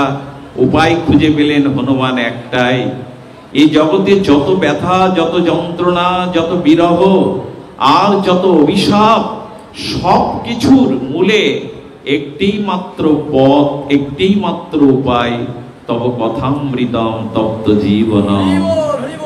হনুমান বুঝলেন সমস্ত বিরহ, বেদনা আর যন্ত্রণার উপশম একমাত্র হরি কথার অমৃতের মধ্যে। মাকে যদি হরি কথা শোনানো যায়, রাম গুণকীর্তন শোনানো যায়, এটাই হলো তব কথামৃতম তপ্ত জীবনম। দেখুন, আমাদের জীবন নানান যন্ত্রণায় জর্জরিত, ভব মহা দাবাগ্নি জ্বলছে। সংসার দাবানল, সংসার দাবানল। বিশ্বনাথ চক্রবর্তীবাদ বললেন সংসার দাবানল, মহাপ্রভু বললেন ভব মহা দাবাগ্নি। সংসার জ্বলছে, নিবাবার উপায় একমাত্র হরি নাম, হরি কথায়। এটাই অমৃত বর্ষণ করবে। হনুমান কি করলেন? হনুমান তিনি অশ্বত্থ বৃক্ষের আর শাখা পোশাকা পত্রের আড়ালে বসে রাম গুণাগুণ শুরু করলেন। জয় সিয়ারাম বলে রাম গুণাগুণ, রাম মহিমা শুরু করলেন। যেই না সীতামার কর্ণে ভক্ত হনুমানের মুখনির্গলিত রামচরিত অর্থাৎ রাম অমৃত গুণগাথা, লীলাগতা কানে গেল, চোখ মুছে মা উৎকর্ণ হয়ে শুনছেন, পরমানন্দ অনুভূতি করছেন প্রভুর গুণকীর্তনে। কীর্তন শুনতে শুনতে মা যখন প্রসন্ন হলেন, মা যখন তৃপ্ত হলেন, পরমানন্দ স্বরূপিণী ভক্তিমতী সীতা। আচ্ছা দেখবেন, একটা আশ্চর্য কথা হলো যে ভক্তি মাঝে মাঝে যখন জ্ঞান আর বৈরাগ্য পড়েছিল তো বৃন্দাবনে, তাই না? ভক্তি দেবী কাঁদছে। ভক্তি দেবী কাঁদছে কেন? যে তার দুই পুত্র জ্ঞান আর বৈরাগ্য মার আগে বুড়ো হয়ে গেছে বৃন্দাবনে। নারদ ভাগবত কথা শুনিয়ে কিন্তু ভক্তি দেবীকে শান্তি দিয়েছিলেন। অর্থাৎ এটাই প্রমাণ করে, মানুষ যদি শান্তি পেতে চায়, হরি কথা শ্রবণ করতেই হবে, হরি নাম আশ্রয় করতে হবে। এটা শান্তির একমাত্র উপায়। যেই রাম গুণগাথা শোনালেন, সীতামা সঙ্গে সঙ্গে বলছে, কে গো এত অমৃত প্রভুর গুণকীর্তন শোনালে, তুমি আমার হৃদয়টা ভরিয়ে দিলে, কে আমার সামনে এসো। আচ্ছা আপনাদের কাছে একটা প্রশ্ন করি, হনুমান রাম কথা বলবেন তো মা সীতাকে ভক্তিকে নিচে রেখে পাঠক উপরে কেন হরি কথা বললেন? ভক্তি দেবীর মাথার উপরে কি কথা প্রবচন করা উচিত? ভক্তি দেবীর মাথার উপরে, পাতার আড়ালে কেন? হনুমান সংকেত দিচ্ছেন, সংকেত দিচ্ছেন ভগবানকে প্রচার করতে গিয়ে, তার মহিমা প্রচার করতে গিয়ে নিজেকে আড়ালে রাখবে, যেন ভগবানের প্রচার করতে গিয়ে নিজের প্রচার করে বসো না। আমরা অনেকেই আছি পাঠের মধ্যে আধা ঘন্টা শুধু নিজের কথাই বলি, ভগবত কথার শুরুতে মাঝখানে শেষে নিজের দুই একটা কথার মধ্যে। এই জন্য হনুমান জগতে জানাচ্ছেন, প্রভুর কীর্তন করতে গিয়ে যেন নিজের মহিমা, নিজেকে আড়াল রাখো, রাম কথাকেই সামনে রাখো। নিজেরে যেন না করি প্রচার, নিজেরও আপন কাজে তোমার ইচ্ছা পূর্ণ করো হে আমারও জীবন কবিগুরু। নিজেকে প্রচার করতে যেও না, তাহলে তুমি প্রচারক হতে পারবে না। প্রভুর প্রচার করো, প্রভুর গুণকীর্তন করো, নিজেকে আড়ালে রাখো। কত বড় সংকেত দিচ্ছেন হনুমান। এই জন্য সকলের মুখের হরিকথা, আমার মতো মাতি সজীবের হরিকথা আপনাদের চিত্তে শান্তি আনবে না, কল্যাণ আনবে না। কারণ যারা নিজের প্রচার করতে ব্যস্ত, ভগবত প্রচার ঢেকে যায় তাদের সামনে। হনুমান কেন বললেন জানেন? বললেন এই কারণে, ভক্তি দেবী যদি কৃপা না করে, আশ্রয় না দেয়, তাহলে তার দ্বারাও ভগবান বলা সম্ভব নয়। ভক্তি কৃপা করলেই কেবল ভগবানের গুণকীর্তন আস্বাদন করা যায়। হনুমানকে সামনে পাওয়ার পরে সীতামা 6টা আশীর্বাদ দিয়েছিলেন। আজকের আলোচনার মূল বিষয় এটা। ভক্তি দেবীর কাছে পৌঁছালেন, তাই না? হনুমান পৌঁছালেন কার কাছে? ভক্তি দেবীর। সংকেত হলো, জীবনে এত বাধা পেরিয়ে যদি ভক্তির কাছে যেতে পারো, ভক্তি চরণে পৌঁছাতে পারো, তখন ভক্তি তোমাকে 6টা আশীর্বাদ দেবে। যে 6টি আশীর্বাদ মা জানকী হনুমানকে দিয়েছিলেন। শুনুন, যদিও তাপদাহ আছে তবু শুনুন, হৃদয় জোড়াবে। যদি আপনি ভক্তি দেবীর কাছে যেতে পারেন, তাহলে ভক্তি দেবী আপনাকে 6টা আশীর্বাদ দেবে। তার মধ্যে প্রথম আশীর্বাদ হলো বল। বল মানে শক্তি। তো যার গায়ের বল, সেটা আশীর্বাদ হয় কি ভক্তির? বল গায়ের বল না, আত্মবল। সীতামা বললেন, আমি 6টা আশীর্বাদ তোমার শিরে পড়ে ধরছি, হে হনুমান, তুমি বলশালী হও। তবে সেই বল গায়ের বল নয়, আত্মবল। আত্মবলে বলিয়ান ব্যক্তিই কেবল জগতে ভগবত প্রাপ্ত হতে পারে, ভক্তি প্রাপ্ত হলে জগতের কল্যাণ করতে পারে। নাই আত্মা বলহীন লভ্য। বলো, বলহীন ব্যক্তি কখনো ভগবান পাবে না। তার মানে বলবান লোক পাবে।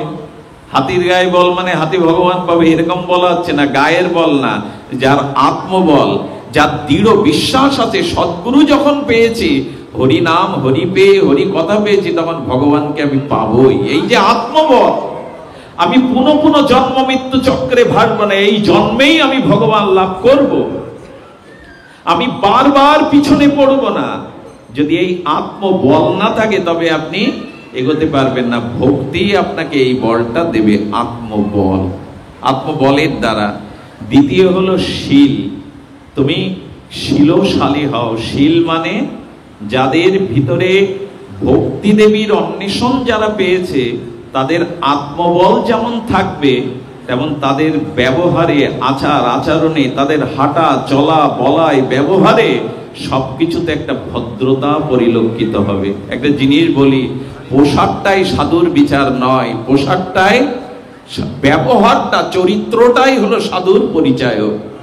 কখনো বাইরের কোনো চিহ্ন দিয়ে একজন প্যান্ট পরা লোককে আপনি ভক্ত বলবেন না, এটা উচিত নয়। তার ভিতরে যদি শীলতা থাকে, ভদ্রতা থাকে। এই জন্য প্রাতঃস্মরণীয় 3 কোটি বাবা মহারাজ বলেছেন, ভক্ত হওয়ার আগে ভদ্র হও। আগে তো ভদ্র হও, তারপরে ভক্ত হইও। তোমার ব্যবহারের উরতা, তোমার আচার আচরণের শুদ্ধতা নেই, তোমার ভিতরে নির্মলতা নেই, আদৌ তুমি ভক্ত হতে পারবে না। আগে ভদ্র হও, তারপরে ভক্ত হও। এই জন্য শীলতা দরকার। যার ভিতরে ভক্তি কৃপা হয়েছে, আশীর্বাদ হয়েছে, তার ব্যবহার কিছু সুখময়, আনন্দময় হবে। এই জন্য আমাদের ব্যবহারিক, আমাদের বলা, আমাদের দেখা, আমাদের চিন্তা, আমাদের চেতনা, সবকিছু শীল হতে হবে। শীল মানে আচরণশীল, শ্রদ্ধাশীল হতে হবে। ব্যবহারে ছাড়া পোশাকে কাউকে সাধু নির্ণয় করা, যদি তাই করা যেত, তো কাল নিমিয়েও তো হনুমানের পথে সাধু হয়ে বসেছিল, সন্ন্যাসী হয়ে বসেছিল। কিন্তু না, পোশাকটাই, রাবণ তো সন্ন্যাসী বেশ ধরেই মাকে হরণ করলো। বলে পোশাকটাই, পোশাক প্রয়োজন, এমন নয় যে তিলক মালা পোশাকের প্রয়োজন না, প্রয়োজন। কিন্তু সব থেকে প্রয়োজন শীলতা, তোমার ভিতরে আচার ব্যবহার। এগুলির মধ্যেই সীতামা দ্বিতীয় আশীর্বাদ করলেন যে তুমি শীলশালী হও, তোমার আচার। এই জন্য হনুমানের ভিতরে দেখবেন কত বড় শক্তিমান, কিন্তু কোনো অভিমান, কোনোদিন হনুমান কখনো অভিমান প্রকাশ করেননি, কোনোদিনও করেননি। এবং হনুমানের এই যে ব্যবহার দেখুন, হনুমান রামচন্দ্রের সেবা ব্যতীত যে সময়টা পেতেন, উনি পর্বতে গিয়ে রামায়ণ লিখছিলেন। প্রথম রামায়ণ হনুমানই লেখেন, তখনও বাল্মীকি। সেই কোন কল্পে হনুমান লেখার পরে যবে কোন ত্রেতায়, কোন কল্পে কোন ত্রেতায় বাল্মীকি রামায়ণ লিখলেন, তখন হনুমানজির দর্শন পেয়ে বললেন, হনুমানজি, আমি রামচন্দ্রের চরিতাবলী লিখছি। বললেন, আমিও তো একখানা লিখছি। বলে, তাহলে আপনারটা একটু দেখান। পর্বতে নিয়ে গিয়ে হনুমান যেটুকু দেখিয়েছিলেন তাতে বাল্মীকির মুখ অন্ধকার হয়ে গেল এবং মনটা বিষণ্ণ হয়ে গেল। বললেন, আপনি প্রসন্ন হননি? আমার লেখা ঠিক হয়নি? বলে, হনুমানজি, আপনি প্রভুর চরিত্র যেভাবে অঙ্কন করেছেন তাতে আমার রামায়ণ কেউ ছুঁয়েই দেখবে না। আপনি যা লিপিবদ্ধ করেছেন আমার রামায়ণ জগতে, বললেন তাই নাকি? আমার কারণে আপনি অপ্রসন্ন হচ্ছেন, আমার এই লেখা দেখে আপনার মনে কষ্ট হচ্ছে, আসুন তো আমার সাথে। পুরো সব নিয়ে সমুদ্রে জলাঞ্জলি দিয়ে হনুমান বললেন, আমার সব জলাঞ্জলি যাক, কিন্তু আপনি প্রসন্ন হন, আপনি রামচরিত লিখে জগতে পূজনীয় হন। এই হলো হনুমান। আমার লেখার কারণে একজন কষ্ট পাচ্ছে, প্রভুর চরিত্র লিখে নিজের সব জলাঞ্জলি দিয়ে দিলেন। শুধু ভক্তগণ, এই তো ব্যবহারশীলতা চাই, তবেই তো সাধুত্ব। হনুমান সবাইকে মান দিতেন, নিজের প্রশংসা কখনো করতেন না। তার প্রতিটি আচারে ব্যবহারে এই শালীলতা শীলতা কাজ করত। দ্বিতীয় আশীর্বাদ দিলেন, তুমি অজর হও। অজর মানে, অজর মানে কি? জর মানে বার্ধক্য, জর মানে বার্ধক্য। যার জীবনে বার্ধক্য আসে না তাকে বলে অজর। সীতামাই আশীর্বাদ দিলেন। আপনারা হনুমানের যে ছবি দেখেন, আদৌ এই যে চুল পেকে গেছে, পাকা পাকা দাড়ি, আদৌ এটা হনুমান দেখে হনুমানকে অনুভব করে এই ছবি আঁকায়নি। এটা বড় অন্যায়। যারা শ্রীকৃষ্ণকে যুবক বানায়, কিশোর থেকে শ্রীকৃষ্ণকে 30 বছরের যুবক বানায়, এরা নরকে যাবে। এরা শাস্ত্রকে, ভাগবতকে লঙ্ঘন করে মনোকল্পিত ভাবে কৃষ্ণকে, শ্রীকৃষ্ণ কিশোর, নিত্য কিশোর, নিত্য যুবক নন। হনুমানও কি বললেন? হনুমান, সীতামা বললেন অজর হইয়েন। হনুমানের কোনোদিন বার্ধক্য আসেনি, ওনাকে কখনো জরা স্পর্শ করেনি। কারণ ভক্তি দেবীর যার আশীর্বাদ পেয়েছে, বিশ্বাস করুন, তার ভিতরে জড়, আপনারা জানবেন, সারা জীবন ভজন করেছেন, যার ভিতরে শুদ্ধ ভক্তি আছে, বলুন তো মৃত্যুর সময় তিনি কি ভগবান ভুলে থাকেন? ভগবানের স্তুতি করতে করতে, ভগবানের নাম করতে করতে পূর্ণ সজ্ঞানের দ্বারা ভগবান চরণকে প্রাপ্ত হয়। এই জন্য যাদের ভিতরে ভক্তি আছে তাদের অজর। অজর মানে তাদের ভেতরটা কখনো জ্বর বা বার্ধক্য দশা হবে না। আর ভক্তি পারে যৌবন দিতে। ওই যে বললাম, নারদকে ডেকে বলছেন, আমার 2 পুত্র বৈরাগ্য আর জ্ঞান, এরা বৃদ্ধ হয়ে গেছে, আমি মা যুবতী, ভক্তি যুবতী, তা আমার 2 পুত্র বার্ধক্য এসছে। নারদ তখন ভাগবত কথা দিয়ে সেই 2 পুত্রকে আবার বার্ধক্য থেকে একটু যৌবনে দিলেন। তার মানে ভক্তি যদি হৃদয়ে থাকে আপনার, তাহলে ওই জাতীয় মানসিক জ্বর আপনাকে কখনো আক্রান্ত করবে না। হাসপাতালের বেডে শুয়ে 100 বছরেও আপনি হাত তুলে বলতে পারবেন, হে গৌর আমায় গ্রহণ করো, ভগবান আমায় গ্রহণ করো। তিনি ওইভাবে জরাগ্রস্ত না হয়ে মানসিক বল থাকবে। দেখুন, রামচন্দ্র যেদিন শবরীর গৃহে গেলেন, কুঠিরে গেলেন, সেদিন ভাদিনী বলে একটা শব্দ দিয়ে ডেকেছিলেন। ভাদিনী মানে যিনি চির সুন্দরী, চির যুবতী মানা। শবরী কি যুবতী? শবরী তো বৃদ্ধা। অর্থাৎ রামচন্দ্র বলছেন, যার হৃদয়ে ভক্তি দেবীর আশীর্বাদ আছে, সে কখনো মানসিক জড়গ্রস্ত, মানসিক রোগগ্রস্ত হতে পারে না। ভক্তি দরকার কিনা? আজকাল তো প্রায় মানুষ মানসিক রোগগ্রস্ত। শারীরিক রোগ আছে না আছে, কিন্তু মানসিক রোগ আমাদের সকলের আছে। এই জরা ব্যাধি থেকে মুক্ত পেতে পারে একমাত্র ভক্তি। আর অমরের আশীর্বাদ দিলেন। হনুমান কিন্তু 4 যুগে, দীনকৃষ্ণ কি বললো ওইদিকে কান্না দিয়ে, হনুমান কিন্তু 4 যুগেই অমর। উনি বললেন যে কই হনুমান 4 যুগে উনি অমর তো কই, এরকম না। কিছু জিনিস আছে বিশ্বাস করতে হবে, শাস্ত্রের বাণী। আচ্ছা, মা সীতার বাণী সত্য না দীনকৃষ্ণের বাণী সত্য? সীতা দেবীর বাণী সত্য হবে না ওনার বাণী সত্য হবে? রামায়ণে লিখছে, মা আশীর্বাদ দিচ্ছেন, তুমি অমর হও। যারা ভক্তি লাভ করে তারা অমরত্ব, সেই কথা কি মিথ্যা? গোবিন্দ কি বলেছেন?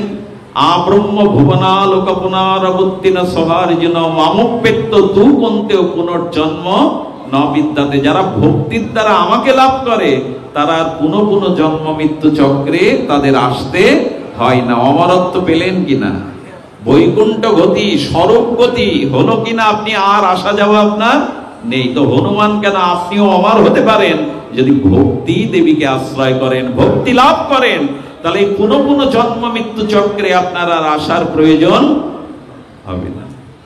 ভক্তি একমাত্র অমরত্ব দিতে পারে। আর হনুমানকে শেষ আশীর্বাদটা দিচ্ছেন, গুণনিধি, তুমি গুণের নিধি হও। হনুমান, এই জগতে যেখানেই রাম কথা সেখানে অগ্রে তোমার গুণকীর্তন হবে, যেখানে রামের পূজা সেখানে আগে অগ্রে তোমার পূজা হবে। তুমি এই জগতের গুণনিধি হও। আমরা একটু সম্মানের কাঙাল হয়ে ঘুরে বেড়াই, কিন্তু ভক্তি যদি কেউ লাভ করে এই পৃথিবীতে সমস্ত জগৎ তার জয়গান করে, সমস্ত জগৎ তার পেছনে জয় কীর্তনে। আজকে রূপ সনাতন যদি রাজত্ব করত, এভাবে ঘরে ঘরে পূজা পেত না, এভাবে হৃদয়ের তারা অধীশ্বর হতে পারত না। ভক্তিকে যিনি গ্রহণ করেছেন তিনি গুণনিধি হন, সমস্ত গুণ আর তাকে আশ্রয় করে। এত আশীর্বাদ পাওয়ার পরেও হনুমান বলছেন, মা এখন আশীর্বাদ রাখো। বললেন, মা আর আশীর্বাদের প্রয়োজন নেই, কিন্তু এখন আমার ক্ষুধা পেয়েছে। কোন কথা থেকে কোথায় আসছে হনুমান? এত কথার পরে কথার খুব সাংকেতিক অর্থ আছে। হনুমান বলছেন, মা আশীর্বাদ রাখো, এখন আমার বড় ক্ষুধা পেয়েছে। আমার মনে হয় কি জানেন, আজও আমরা যারা বয়সে বড় হয়েছে, আমার মনে হয় মার কাছে গেলে প্রত্যেক সন্তানের একটা ক্ষুধা পেয়ে যায়। আর মা এমন একটা চরিত্র। আচ্ছা, কোনো একজন, আমি শুনেছিলাম সাধুর মুখে, কোনো একজন 4 মাসের জন্য কাজে গেছে ভারতে। বাংলাদেশে তার কে আছে? পুত্র আছে, স্ত্রী আছে, বাবা মা আছে, 4 জন। 4 মাস পরে যখন ফিরেছে, তখন বাবা প্রথমে গিয়ে জিজ্ঞাসা করছে, কিরে খোকা, তুই ভালো ছিলি তো? আর তোর শরীর ঠিক ছিল তো? এই কথা বাবা জিজ্ঞাসা করছে মুখের দিকে তাকিয়ে, মুখটা শুকিয়ে গেছে। স্ত্রী এগিয়ে গিয়ে বলছে, কি ডানে কিছু রাখতে পেরেছো? ডানে কিছু রাখতে পেরেছো? 4 মাস তো খাটলে। ছেলে গিয়ে বলছে, বাবা আমার জন্য কি এনেছো? কিন্তু মা প্রথমে বলল, খোকা কিছু খেয়েছিস সারাদিন? এই কথাটা মাই বলে। মার পেট থেকেই আমরা জন্মাই, তো এই জন্য মা সারা জীবন সন্তানের পেটের দিকেই লক্ষ্য থাকে। বাইরে থেকে যখনই আসবেন, পুত্র বলবে, কন্যা বলবে, বাবা আমার জন্য কি এনেছো? বাক্সে রাখি। বাবা বললে, কি শরীর ঠিক ছিল, ঠিকভাবে পৌঁছেছিলি? একমাত্র মাই বলে, খোকা কিছু খেয়েছিস? এই চরিত্র আর দ্বিতীয় নেই জগতে। এই জন্য মাকে দেখলে সন্তানদের যেমন ক্ষুধা পায়, আবার মায়ের দৃষ্টি সারা জীবনই সন্তানের ওই গর্ভের থেকেই জন্ম, তো ওই দিকেই দৃষ্টি থাকে। আর কেউ বুঝুক আর না বুঝুক, মা দেখবেন বুঝে নেয়। মা ঠিক বুঝে নেয় আপনি খেয়েছেন কিনা। এই জন্য যারা কষ্ট করে বাড়িতে গিয়ে মায়ের মুখ দেখে না, এরা বড় হতভাগা, এরা বড় হতভাগা। সমস্ত পরিশ্রমের ক্লান্তি দূর হয়ে যায় একবার মা বলে ডেকে, মাকে সামনে দেখলে। যারা হারিয়েছে তারা বোঝে। আমি বহুবার বলেছি, আমার মতো জীবধম নরকের কীট। আমিও যখন রাত, ওই গত রাত্রে ফিরি ওদের নিয়ে, মা বারান্দায় পড়ে থাকে। আমি 3 বারের বার, কোনোদিন 4 বার ডাকিনি। মায়ের কাপড় থাকে না, বিদ্যা হয়েছেন তবু তাড়াতাড়ি উঠে গিয়ে খুলে দিয়ে দেয়। এত রাত করিস কেন? শরীরটা, মাকে বারবার বলা হয়, কেন বারান্দায় পড়ে থাকো? মা একজনকে বলেছে, যার সন্তান রাতের পর রাত কৃষ্ণ কথায় বাইরে থাকে, এসে যদি ডেকে সাড়া না পায়, তাই বাইরে পড়ে থাকে যাতে তাড়াতাড়ি ভেতরে নিয়ে যায়। মাঝে মাঝে কান্না পায়, মনে হয় তুমি চলে গেলে এই প্রতীক্ষা আর কেউ করবে না, কারো পক্ষে এই প্রতীক্ষা করা সম্ভব না। এই জন্য এই জায়গাটা নষ্ট করবেন না। আজকাল ভাগ হয়, 4 ভাই থাকলে 2 মাস 4 মাস করে মাকে ভাগ করে নেয়, এটা উচিত নয়। মা ভাগ হবে কেন? মা তুমি আমার দিকেই থাকো, লবণান্ন যা জোটে তুমি পেও, আমার দিকেই থাকো। অনেক জায়গায় বিচার বসে জানেন, আমি এইটুকু বয়সে দেখেছি যে মাকে আমি টানতে যাব কেন, আরো ভাইরা তো আছে। মার বেলায় এটা করতে যাবেন না, কোনোদিনই না, কোনোদিনই না। এই জন্য এই জায়গাটা হারানো উচিত। সীতা মাকে দেখে, এত বড় বড় আশীর্বাদ দেখে মা সীতাকে বলছেন, মা বড় ক্ষুধা পেয়েছে। মা সীতা বললেন, আমিও জানি। আচ্ছা, আসার পথে তুমি কিছু খাওনি?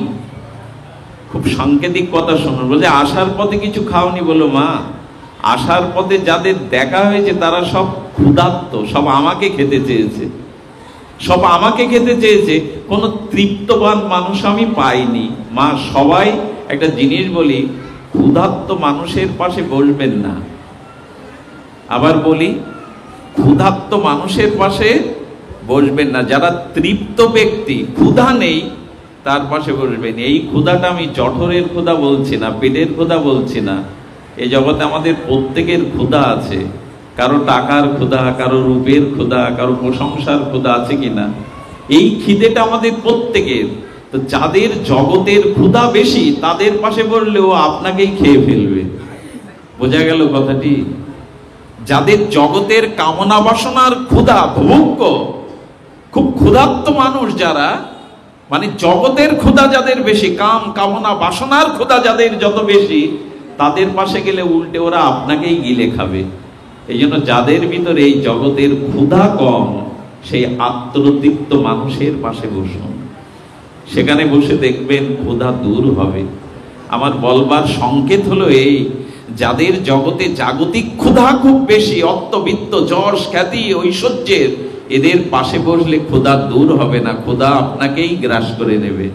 কিন্তু যাদের মন শান্ত হয়েছে, জগতের ক্ষুধা তৃষ্ণা যাদের কম হয়েছে, কামনা বাসনা, তাদের পাশে বসে দেখবেন মনটা বড় শান্ত হয়ে যাবে।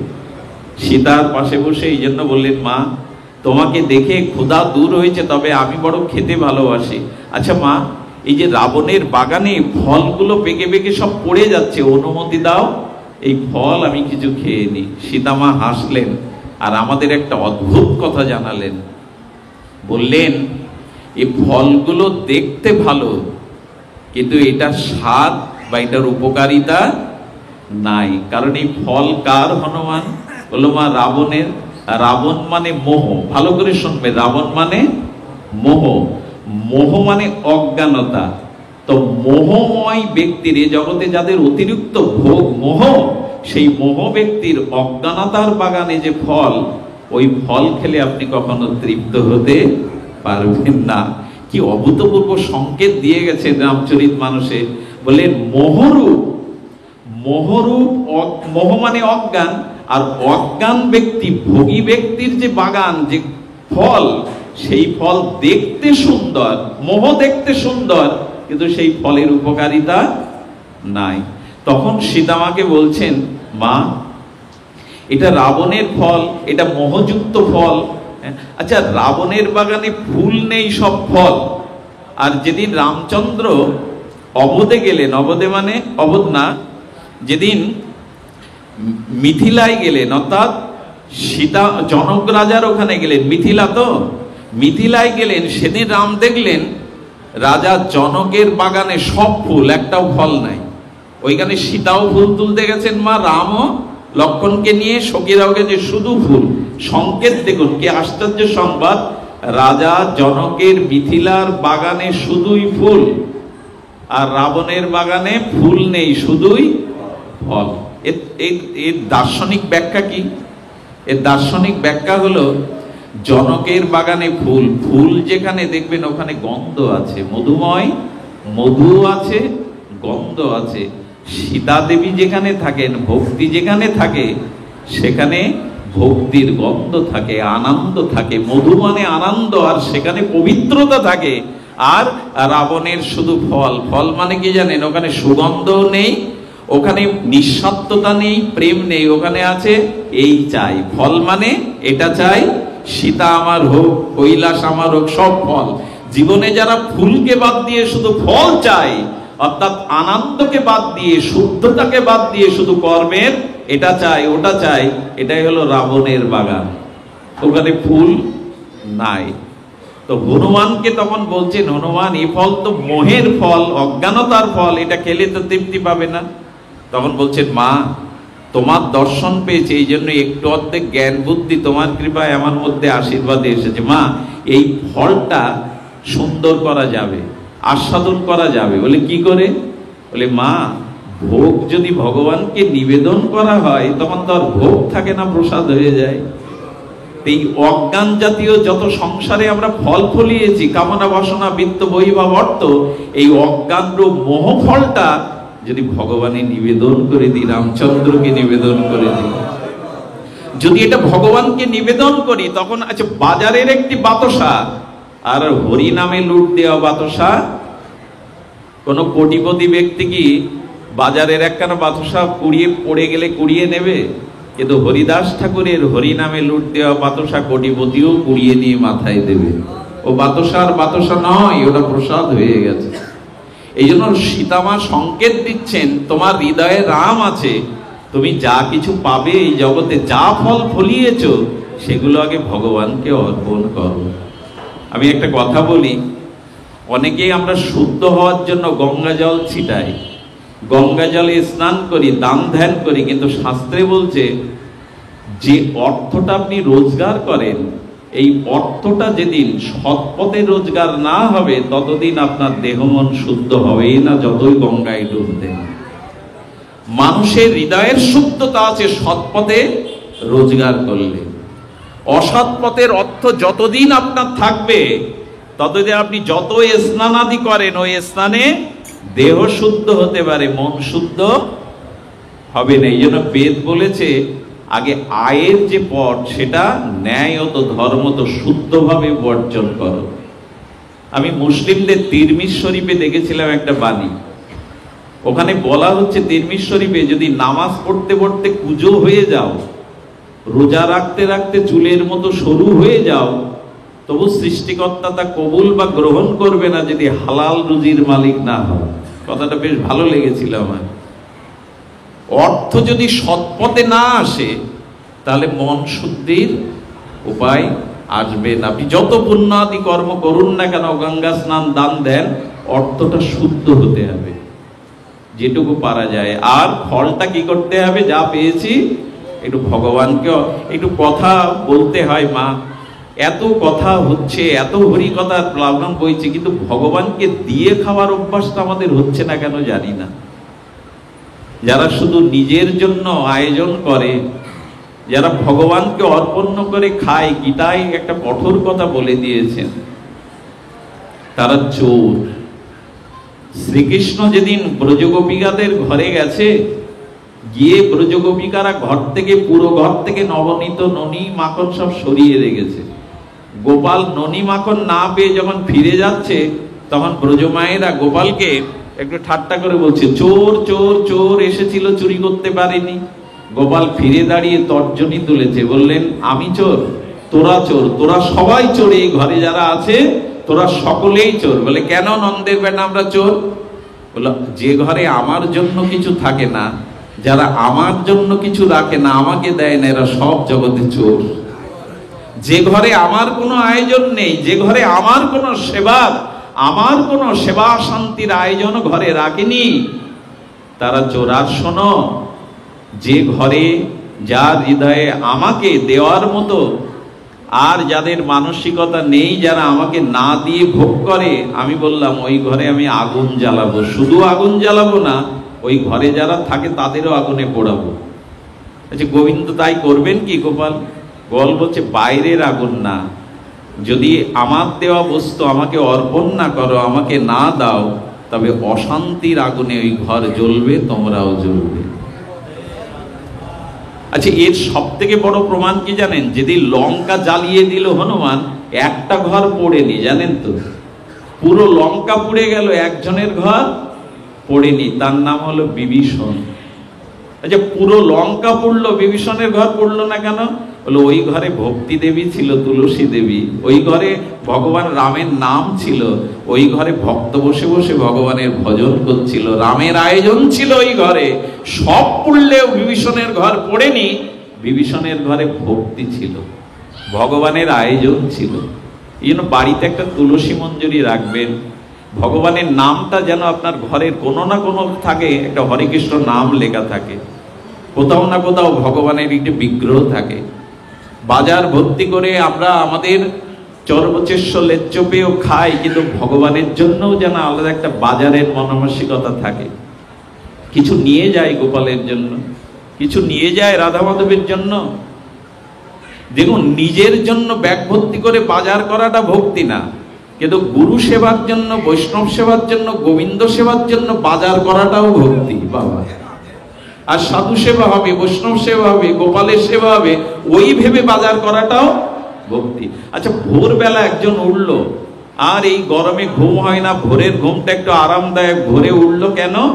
ভগবানের মন্দিরে মঙ্গল আরতি দেবো, স্নান করে তিলক পরে মঙ্গল আরতি দেবো। আর একজনের ঘুম হচ্ছে না, আরাম হচ্ছে না, তাই উঠে একটু চান করে। দুইজন স্নান করলো, একজনের স্নান ভক্তির কারণ হলো, আর একজনের স্নান নিজ দেহ সুখের কারণ হলো। দুটোই কিন্তু স্নান। ভগবানের জন্য যা কিছু করা যায় তারই নাম ভক্তি। আমরা তো নিজের জন্যই করে গেলাম সারা জীবন, আমাদের সারাটা জীবন শুধু নিজের জন্য ভেবে গেলাম। এই জন্য সীতামা বলছে, ফল খেতে পারো, ওতে একটা দোষ চলে যাবে, যদি হৃদয়ে রাম আছে তাকে নিবেদন করে দিতে পারো। হনুমান বলছেন, মা হ্যাঁ মা, বিষও তো অমৃত হয়, ভগবানকে দিলে প্রহ্লাদের বিষ অমৃত হলো, মীরাবাইয়ের বিষ অমৃত হলো। এই জন্য আসুন না, আমরা ঘর সংসার করছি বটে, কিন্তু ওখানে ভগবানের জন্য একটু আয়োজন থাকুক না। যদি ভগবানের জন্য আয়োজন থাকে, তাহলে জানবেন সেটি আর পুড়বে না, বিভীষণের ঘরের মতো আর পুড়বে না। ঘর তো পুড়ছেই আমাদের, একটাই কারণ, ভক্তি নাই। যদি ঘরে ভজন থাকে, ভক্তি থাকে, অশান্তির অনলে অন্তত ঘর পুড়বে না। শুধু ভক্তগণ, বলতে বলতে সময় পেরিয়ে এসছি। আসুন, আমরা যেখানে এসেছিলাম, ভগবানকে নিবেদন করা আমাদের জীবনের একান্ত প্রয়োজন। সেই নিবেদন যদি আমরা আমাদের হৃদয় থেকে সর্বকার্যে ভগবানকে সবকিছু নিবেদন করে সমর্পণ করে করতে পারি, তবে হবে এ জীবনের পরিপূর্ণতা, এ জীবনের সার্থকতা।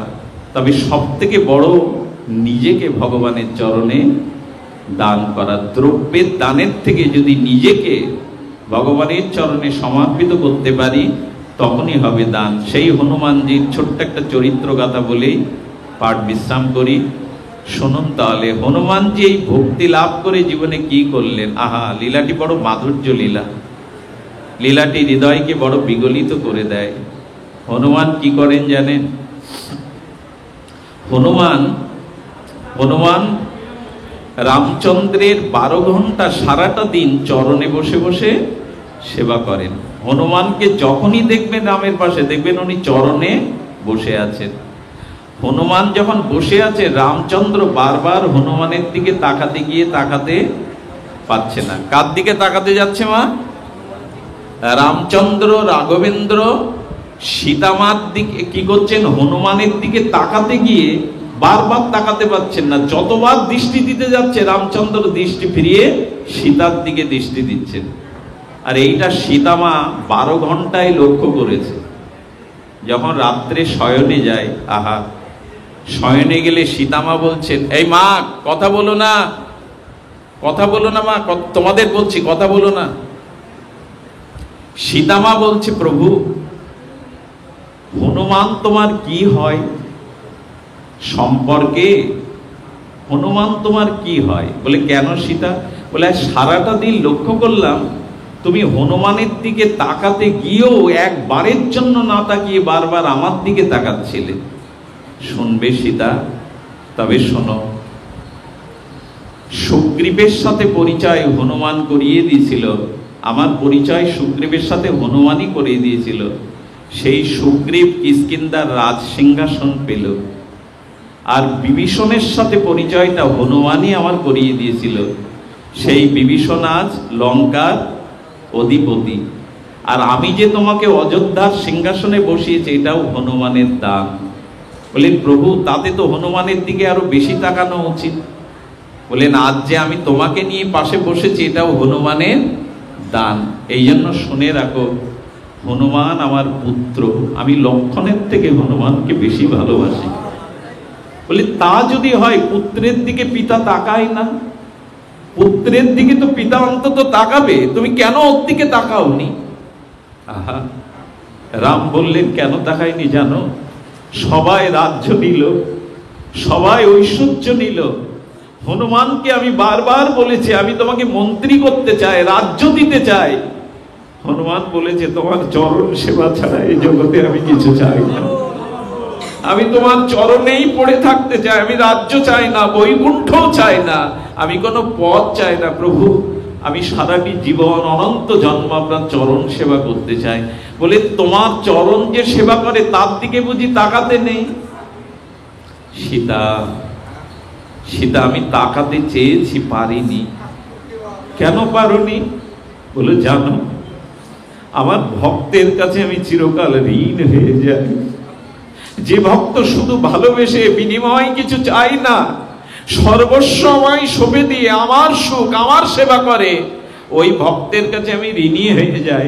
আচ্ছা বলো তো সীতা, কোন মহাজন যদি কারো কাছে টাকা পায়, আর কোন ব্যক্তি যদি কোনো মহাজনের কাছে টাকা ধার নেয় আর তাকে যদি ধার শোধ না করতে পারে, সেই মহাজনের চোখে চোখ দিয়ে কেউ তাকিয়ে কথা বলতে পারে? আমাকে সারা জীবন সেবা করেছে হনুমান, বিনিময় কিছু চাইনি, তাই আমি হনুমানের কাছে চির ঋণী। ঋণগ্রস্ত ব্যক্তি মহাজনের চোখে চোখ দিয়ে তাকাতে পারে না। আমি চেষ্টা করেছি হনুমানকে দেখতে, কিন্তু আমার নয়ন ওদিকে যায়নি, আমি ঋণী হনুমানের কাছে। গোপীদের কাছে কৃষ্ণ কেঁদে কেঁদে বলেছিল, গোপী তোমরা আমার জন্য দেহ ধর্ম, কুল ধর্ম, বেদ ধর্ম, সংসারের সুখ জলাঞ্জলি দিয়েছ, আমি তোমাদের জন্য কিছুই জলাঞ্জলি দিতে পারিনি। স্বয়ং ভগবান ভক্তের ভক্তির কাছে আজ ঋণ অনুবদ্ধিতা হচ্ছে। হে গোপীগণ, তোমরা কুল ধর্ম, দেহ ধর্ম, বেদ ধর্ম, আত্মসুখ জলাঞ্জলি দিয়ে আমার চরণে সব ফেলে এসেছ। পুত্র কন্যা সংসার বিনিময় আমি তোমাদের কিছু দিতে পারিনি। তাই শোনো গোপীগণ, আমি যদি ব্রহ্মারও কল্প আয়ু পাই, তবু তোমাদের ঋণ কোনো কালে শোধ করতে পারবো না। হে গোপী, আমি যদি ব্রহ্মারও আয়ু পাই, তবু তোমাদের ঋণ, আর স্বয়ং ভগবান ভক্তের কাছে ঋণগ্রস্ত হচ্ছেন। তবে শোনো, আমি আসছে কলিযুগে তোমাদের ভাব নিয়ে আমি পথে প্রান্তরে জঙ্গলে রাধা রাধা বলে, গোপী গোপী বলে কেঁদে ঋণ শোধ করব। চোখের জলে আমি তোমাদের ঋণ শোধ করব। যারা ভগবানকে ভালোবাসে, যারা নিষ্কিঞ্চন নিষ্কাম ভাবে ভগবানের সেবা ছাড়া কিছু চায় না, ভগবান সেই ভক্তের কাছে চিরদিন ঋণ হয়ে যান। কৃষ্ণ বলছেন, আমি ঋণ শোধ করবার জন্য আমার বৈকুণ্ঠে, আমার নিত্য গোলকে এমন কোন দ্রব্য নাই যে আমি ভক্তের ঋণ শোধ করতে পারি। আমার ঘরে দ্রব্য নাই আমি ভক্তের প্রেমের ঋণ শোধ করতে পারি।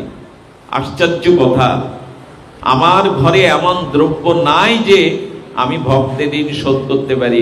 তখন গোবিন্দকে বলছে, তাহলে কিভাবে শোধ হবে? কিভাবে শোধ হবে বলে দাও। গোবিন্দ বললেন, আমি দিয় মানাং না গৃহান্তি বিনা মত সেবনাং বিনা। আমার ভক্তকে আমি ধর্ম, অর্থ, কাম, মোক্ষ, মুক্তি দিতে চাই। ফেরি করে বলি তুমি নাও কিছু, আমার ভক্ত বলে তোমার সেবা ছাড়া নিতে চায় না। তবে সেই ভক্তের ঋণ আমি কি করে শোধ করতে চেষ্টা করি জানো? উদ্ধবকে বলেছিলেন, উদ্ধব আমি ওই ভক্তের ঋণ শোধ করতে না পেরে আমি ওই ভক্তের পিছনে পিছনে ছুটে বেড়াই। কেন ছুটে বেড়াই জানো? নিজেকে ওর কাছে বিক্রি করব বলে। আমি নিজেকে আত্মবিক্রয় করব বলে ভক্তের কাছে। ভক্ত আত্মবিক্রয়ের জন্য ছুটে বেড়ায়, আর একটা কারণে ছুটে বেড়ায়। কথাটা বড় মার্মিক কথা। উদ্ধবকে বললেন, উদ্ধব ভক্তের ঋণ আমি শোধ করতে পারি না, এই জন্য ভক্ত যে পথ দিয়ে চলে আমি পেছনে পেছনে চলি, যাতে ভক্তের পাদ ধুলো উড়ে এসে আমার গায়ে পড়ে, আমার অঙ্গে ভক্তের পায়ের ধুলো এসে পড়ে। উদ্ধব বিস্ময় প্রকাশ করে বললেন, তুমি ভক্তের পেছনে চলো, ভক্তের পাদ ধুলো তোমার অঙ্গে পড়বে বলে? বলে কেন জানো? যার কাছে ঋণী থাকে মানুষ, তার পা, তার চরণটা ধরলে, তার পাটা ধরলে, তার পায়ের ধুলো নিলে কিছুটা ঋণ মুকুব করবার জন্য তার মনে দয়া আসে। আমি ভক্তের পায়ের ধুলো অঙ্গে মাখি যে আমি তার ঋণ শোধ করতে পারিনি বিধায়। এত বড় কৃতজ্ঞ ভগবান ভক্তের ঋণ পরিশোধ করতে পারেন না। দেখুন, এই জন্য ব্রহ্মা বলেছেন তাবৎ গ্রহদাস্তে না কারা গৃহম গিরম তাবৎ মোহনী গড় যাবৎ কৃষ্ণ নতে জানা। এক সময় ব্রহ্মা ভগবানকে বলছেন, ভগবান আমার মাথা ঘুরছে। কথাটা খুব প্রাসঙ্গিক কথা, খুব তত্ত্ব কথা। ব্রহ্মা বলছেন, ভগবান কৃষ্ণকে বলছেন আমার মাথা ঘুরছে। বলে কেন? বলে একটা সিদ্ধান্ত মিলাতে পারছে না, হিসাব মিলাতে পারছে না। কি হিসাব জানেন? বলে ব্রজবাসীদের তুমি কি দেবে কৃষ্ণ? শুনছেন তো? ব্রজবাসীদের তুমি কি দেব? কৃষ্ণ বলছে কি দেব মানে? আমি কারো সখা হয়েছি, কারো পুত্র হয়েছি, কারো প্রিয় হয়েছে, আমি তো সর্বস্ব দিয়েছি ব্রজবাসীদের, গোপীদের। ব্রহ্মা বললেন এই জন্য তোমার মাথা ঘুরছে, আমি হিসাব মিলাতে পারছি না। কি হিসাব ব্রহ্মা? বলে যে পুতনা বালঘাতিনী, শিশু হত্যাকারিণী, রুধির সনা, যে রক্তপান করে, শিশু হত্যাকারী, যে তোমাকে কালকূট বিষ দিয়ে হত্যা করতে গেল, সেই পুতনাকেও তুমি ধাত্রীগতি অর্থাৎ মাতৃ সম্মান দিয়ে দিলে। তো যে বালঘাতিনী, রক্ত রুধির সনা, অপবিত্র পুতনা, যে তোমাকে বিষ খাইয়ে হত্যা করতে এলো, তাকেও যদি মায়ের স্থানে বসাও, আর যশোদাকেও যদি এ স্থানে বসাও, আমার হিসাব মিলছে না যে ব্রজবাসীদের তুমি কি দেবে। ওকে যদি এই দেবে, তাহলে ব্রজবাসীদের তুমি? শ্রীকৃষ্ণ নীরব, কোনো উত্তর নেই। আচ্ছা, 5 ঘন্টা পরিশ্রম করে যে বেতন, আধা ঘন্টা পরিশ্রম করে তার বেতন তাই হয়? একজন মন্ত্রীর বেতন একজন চৌকিদারের বেতন এক হয় কি? সাম্যতা থাকে কি? তা ব্রজবাসীরা জীবন যৌবন ঘর সংসার সব তোমাকে দিয়েছে, তাদেরও যদি পুতনার গতি দাও, তবে তোমার হিসাব মিলছে না ভগবান। আহা, ব্রহ্মা বাক্য তো, এই কথাটা ব্রহ্মার মুখে মানায়, বেদজ্ঞ তো, পরম জ্ঞানী ব্রহ্মা বলছে হিসাব মিলছে না। তখনই ব্রহ্মার কাছে গোবিন্দ বললেন, ব্রহ্মা আমি অনেক বিচার করে দেখেছি, ব্রজবাসীর ঋণ আমি কোনো কালেই শোধ করতে পারবো না। তারা আমার জন্য যা সবকিছু শোভেছে, আমি কৃষ্ণ, আমি স্বয়ং ভগবান হলেও ভক্তের ঋণ কোনোদিন আমি শোধ করতে। এই জন্য বলি কি, চাওয়া পাওয়াটা একটু দূরে রেখে একটু ভগবানকে ভালোবাসো। কিছুই চাই না তোমার কাছে, তুমি সুখী হও, তুমি আনন্দ পাও। ইহকালে পরকালে আমি তোমার কাছে কিছুই চাই না, যেন তোমাকে সেবা করতে পারি, তোমাকে আনন্দ দিতে পারি। এইটুকু বললেই দেখবে হৃদয়টা কত বিস্তার হয়, হৃদয়ে কত শান্তি আসে। কামনা বাসনা নিয়ে ভজন করলে হৃদয় প্রশস্ত হয় না, হৃদয় সংকুচিত হয়, ওটা চাওয়া পাওয়া হয়ে যায়। এই জন্য 12 ঘন্টা হনুমান প্রভুর চরণ সেবা করেন। রাত্রে কি করেন? রাত্রে যখন কনক ভবনে সীতা এবং রামচন্দ্র যেখানে থাকতেন, সেই ভবনটার নাম হলো কনক ভবন, আজও মিথিলায় আছে। তো যখন সীতামার অন্দরমহলে প্রভু রাঘবেন্দ্র রাম প্রবেশ করছে, তখন হনুমানও রামচন্দ্রের পেছনে পেছনে যাচ্ছে। আচ্ছা, যেখানে দম্পতিরা থাকে, রাজা রানী থাকে, অন্দরমহলে দাসেরা যেতে পারবে তো, সেবকরা? হনুমান যখন আসছে, রাম তখন বলছে, হনুমান তুমি ভেতরে আসতে পারবে না। প্রভু কেন?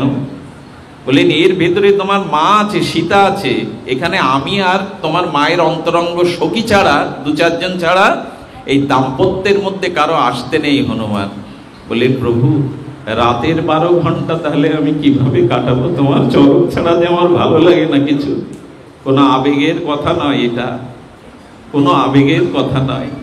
একটা শিশুকে ভালোবেসে যেমন মা সারা রাত জাগে, দুগ্ধপোষ্য শিশু, 7 দিনের 8 দিনের শিশুর জন্য মা ঘুমায় না। হনুমানও বললেন, তোমার চরণ ছাড়া যে রাত্রে ঘুম আসবে না আমার। প্রভু আমি এর মধ্যে ঢুকতে পারি না, তোমার চরণ। বলো, হনুমান কেন বোঝো না? এর মধ্যে অন্য কারো প্রবেশের অধিকার? সীতামা বলছে, হনুমান বাইরে যাও, সারা দিন প্রভুর সেবা করেছো, এখন বাইরে যাও, এর মধ্যে তোমার আসার অধিকার নেই। সকালে প্রভু ব্রাহ্ম মুহূর্তে উঠে যখন সরজুতে স্নান করতে যাবেন, দরজা খুলেই দেখে হনুমান ওখানেই সারা রাত বসে পড়ে রয়েছে। হনুমান তুমি ঘুমাওনি? বলে, প্রভু তোমার সেবা ছাড়া, তোমার চরণ ছাড়া আমার কিছু ভালো লাগে না, আমার ঘুম আসেনি। এইভাবে রাতের পর রাত হনুমান ওই দরজার পাশে। একবার ভাবুন তো, কতটা ভালোবাসলে, কতটা প্রেম ওই চরণে আসলে সারা রাত ওখানে জেগে জেগে থাকে। রামের ভালো লাগে না, বলে হনুমান কেন পড়ে থাকো এই দরজায়? সীতামাকে অনুরোধ করেছি আমি, এর ভেতরে মা তোমাকে আসতে দেবে না। ওই ওই ওই ব্যথা বেদনা নিয়ে সরজু নদীর তীরে হনুমান কাঁদছে। কোনো উপায় নেই মা। সরজু দেবীকে ডেকে বলছেন, সরজু দেবী, আমাদের যেমন যমুনা অযোধ্যাতে তেমন সরজু, সরজুকে ডেকে বলছেন, দেবী কোনো উপায় করতে পারো না? হনুমানের চোখের জল যখন 2-1 বিন্দু করে সরজু নদীতে পড়েছে, জল টকবক করে ফুটতে শুরু করেছে। ভক্তের চোখের বিরহের জল, এটা ভগবানের হৃদয়কে বিগলিত করে দেয়, সিংহাসনকে টলিয়ে দেয়। ভক্তের চোখের জলের অনেক অনেক মূল্য, ভক্তির প্রেমাশ্রুর অনেক শক্তি। সরজু তখন প্রকাট হয়ে বললেন, হনুমান আজ থেকে আমি তোমায় একটা উপায় করে দিচ্ছি। দিনের বেলায় হনুমান স্বরূপে তুমি প্রভুর চরণ সেবা করবে, আর সন্ধ্যার পরে ওই সীতামায়ের অন্তরঙ্গা যে সখী আছে, তুমি চম্পক সখী রূপের নারী রূপে আজ থেকে অন্দর মহলে সেবা করার সুযোগ পাবে। এই যে বৃন্দাবনে যারা সখী রূপে ভজন করে না, মঞ্জুরি রূপে, এটা শুরু হয়েছিল ত্রেতায় হনুমানের থেকে। হনুমান সন্ধ্যা হলেই আর সখী রূপে ওর ভিতরে প্রবেশ করে প্রভুর যা যা প্রয়োজন সেবা করত, আর দিনের 12 ঘন্টা প্রভুর চরণেই পড়ে থাকতো। এই জন্য নরোত্তম ঠাকুর বারবার বলেছেন, সেবা অবিলাস মাগে নরোত্তম, আমাদের কবে হবে গো? আমাদের এই সেবার অভিলাষ কবে? সেবা তো নিতে শিখলাম সারা জীবন, সেবা দেওয়ার অনুভব কবে আসবে? তাই ঠাকুর মশাই বারবার ত্রিপদীতে বলছেন, সেবা অভিলাষ মাগে নরোত্তম দাস। হনুমান একদিন মা জানকীকে এসে দেখছে সিঁদুর পরছে। মা জানকী শীতেতে সিঁদুর পরাচ্ছে। মা এটা কেন পরো? বলে, হনুমান শোনো বাবা, এই শীতিতে সিঁদুর সধবা রমণী যদি দেয় তাহলে প্রভুর আনন্দ হয়, প্রভুর আয়ু বৃদ্ধি হয়, প্রভু বড় প্রসন্ন হন শীতে সে সিঁদুর দেখলে। হনুমান সেই দিনই পর্বতে গিয়ে পুরো মাথা ভর্তি সিঁদুর মেঘে রাজসভায় উপস্থিত। আচ্ছা, পুরুষ মানুষ যদি পুরো মাথায় সিঁদুর পরে, রাজমন্ত্রীদ্বয় সব হেসে উঠেছেন। রামচন্দ্র হৃদয়ের অনুভব জেনে মন্ত্রীদের বসতে বলে আর হাসিটা থামিয়ে বলছে, হনুমান বলো তো কেন তুমি সিঁদুর মেখেছ? হাত জোড় করে কি বললো জানেন? বললো, মা যদি শীতেতে ওইটুকু সিঁদুর দিলে তুমি আনন্দ পাও, তোমার আয়ু বৃদ্ধি হয়, তবে আজ থেকে আমি প্রতিজ্ঞা করেছি মাথা ভর্তি সিঁদুর মাখবো, যাতে আমায় ছেড়ে তুমি কোনোদিন না চলে যাও, যাতে তুমি সুখী হও। এখানে নিজের কোনো চাওয়া পাওয়া নেই। যেন হনুমানজির পূজাতে আজও আবির দিতে হয়, সিঁদুর দিতে হয় বজরংবলীতে। এই যে প্রীতিটা, এইটা কবে জাগবে? ইহ জগতে কিছুই তোমার সেবা ভিন্ন, তোমার আনন্দ ছাড়া এই জগতে আমার, এটাই হলো ভক্তি, এটাই হলো ব্রজপ্রেম। বিনিময় কিছু চাই না, যেন তোমাকে সেবা করে যেতে পারি, তোমাকে আনন্দ দিতে পারি। এই জন্য ঠাকুর হরিদাস পর্যন্ত চিন্তা করলেন, আমার আগে যদি মহাপ্রভু চলে যায়, আমার আগে যদি মহাপ্রভু চলে যায়, তাহলে সে ব্যথা আমি সহ্য করতে পারবো না। এই জন্য বললেন, সেই অভিশপ্ত দিন আমি সহ্য করতে পারবে না, যেদিন আনন্দের হাট ভেঙে যাবে। লীলাচল হতে প্রভু তুমি বিদায় নেবে, পুরো লীলাচল অন্ধকারে ঘনিয়ে আসবে। অভিশপ্ত লীলাচলে হা গৌরাঙ্গ, হা গৌরাঙ্গ, সেই অভিশাপের ধ্বনি হাহাকার আমি শুনতে পারবো না। হরিদাস তুমি কি বলতে চাইছো? বলতে চাইছি এই, তোমার আগে যেন আমি চলে যাই প্রভু। তোমার অদর্শন, তোমার ওই অভিশপ্ত বিদায়ের দিন আমি যেন, ভক্তের ইচ্ছাটা দেখুন, আমার আগে ভগবান কেন চলে যাবে, আমি যেন ভগবানের আগে চলে যাই। এই যখন ভক্ত বলছে, মহাপ্রভু মনে মনে ভাবছেন, আমার হৃদয়ের গোপন কথা হরিদাস কি করে জানলো? আমি যে আর বেশি দিন লীলায় থাকবো না, হরিদাস কি করে জানলো? হরিদাসকে তখন বললেন, আচ্ছা হরিদাস, তুমি আমার আগে যেতে চাও, তুমি চলে গেলে আমিও থাকতে পারবো তো? আমারও ভালো লাগবে তো? তোমার, আমি যেমন তোমার, হরিদাস বলছেন, প্রভু তুমি ছাড়া যেমন আমার কেহ নাই। মহাপ্রভু বললেন, আমার যত কাজ সব তোমার লইয়া, হরিদাস তুমি ছাড়াও তো আমার কাজ সম্পন্ন হবে না। তুমি চলে গেলে আমারও ভালো লাগবে তো? মহাপ্রভু মনে মনে কি বলেছিল জানেন? যাও হরিদাস, আগে যাও, আমি তোমার পিছু পিছু আসছি। হরিদাস চলে গেলে মহাপ্রভু আর বেশি দিন জগতে থাকিনি, কারণ ভক্তাধীন ভগবান, ভক্তের হৃদয় আর ভগবানের হৃদয় মিলে এক হয়ে যায়। এই জন্য ভক্ত সহ্য করতে পারছে না প্রভুর চলে যাওয়া, আর প্রভু মেনে নিতে পারছেন না হরিদাসের চলে যাওয়া। এটাই প্রেম, এটাই ভক্ত ভগবানের নিঃস্বার্থ সম্বন্ধ। হরিদাস বললেন তুমি চলে গেলে আমি সহ্য করতে পারবো না, এই জন্য আমার ইচ্ছা তোমার আগে মোর শরীর পারিবা, আমি তোমার আগে যেন চলে যেতে পারি। এটা মাঝে মাঝে মায়েরা বলে, গর্ভবতী মায়েরা যখন ওটিতে নিয়ে যায়, ডাক্তার বলে মা তোমাকে বাঁচাতে গেলে তোমার সন্তানকে মেরে ফেলতে হবে, আর সন্তান বাঁচাতে গেলে তোমাকে মেরে ফেলতে হবে, একটা ডিসিশন নিতেই হবে, সিদ্ধান্ত। মা কি বলে জানেন? আমি মরি মরি ক্ষতি নেই, আমার খোকাকে জগতের আলো দেখান। ভালোবাসাই কি বলে এটা বলতে পারে, নিঃস্বার্থ প্রেম এটা বলতে পারে। এই জন্য হরিদাস বলেছিল তোমার আগে আমি যেতে চাই, আর প্রভু বলেছিলেন তুমি চলে গেলে হরিদাস আমি কাকে নিয়ে থাকবো। হরিদাস চলে গেল, প্রাণে বাঁচা ভার, মানে প্রভুর প্রাণে ভার হয়ে গেছে, হরিদাস চলে গেছে, আমি কাকে নিয়ে। হরিদাস আছিল পৃথিবী শিরোমণি, তাহা বিনা রত্ন শূন্য হইল বেদিনী। ভক্ত চলে গেলে প্রভুর কাছে রত্ন শূন্য হয়ে যায়, প্রভুর কাছে জগৎ শূন্য হয়ে যায়। এই হলো ভক্তি, এই হলো ভক্ত ভগবানের সম্বন্ধ। শুধু ভক্তগণ, এই বাসাবাটি সার্বজনীন পূজা মন্দিরে আজ আমার আসবার কথা ছিল না।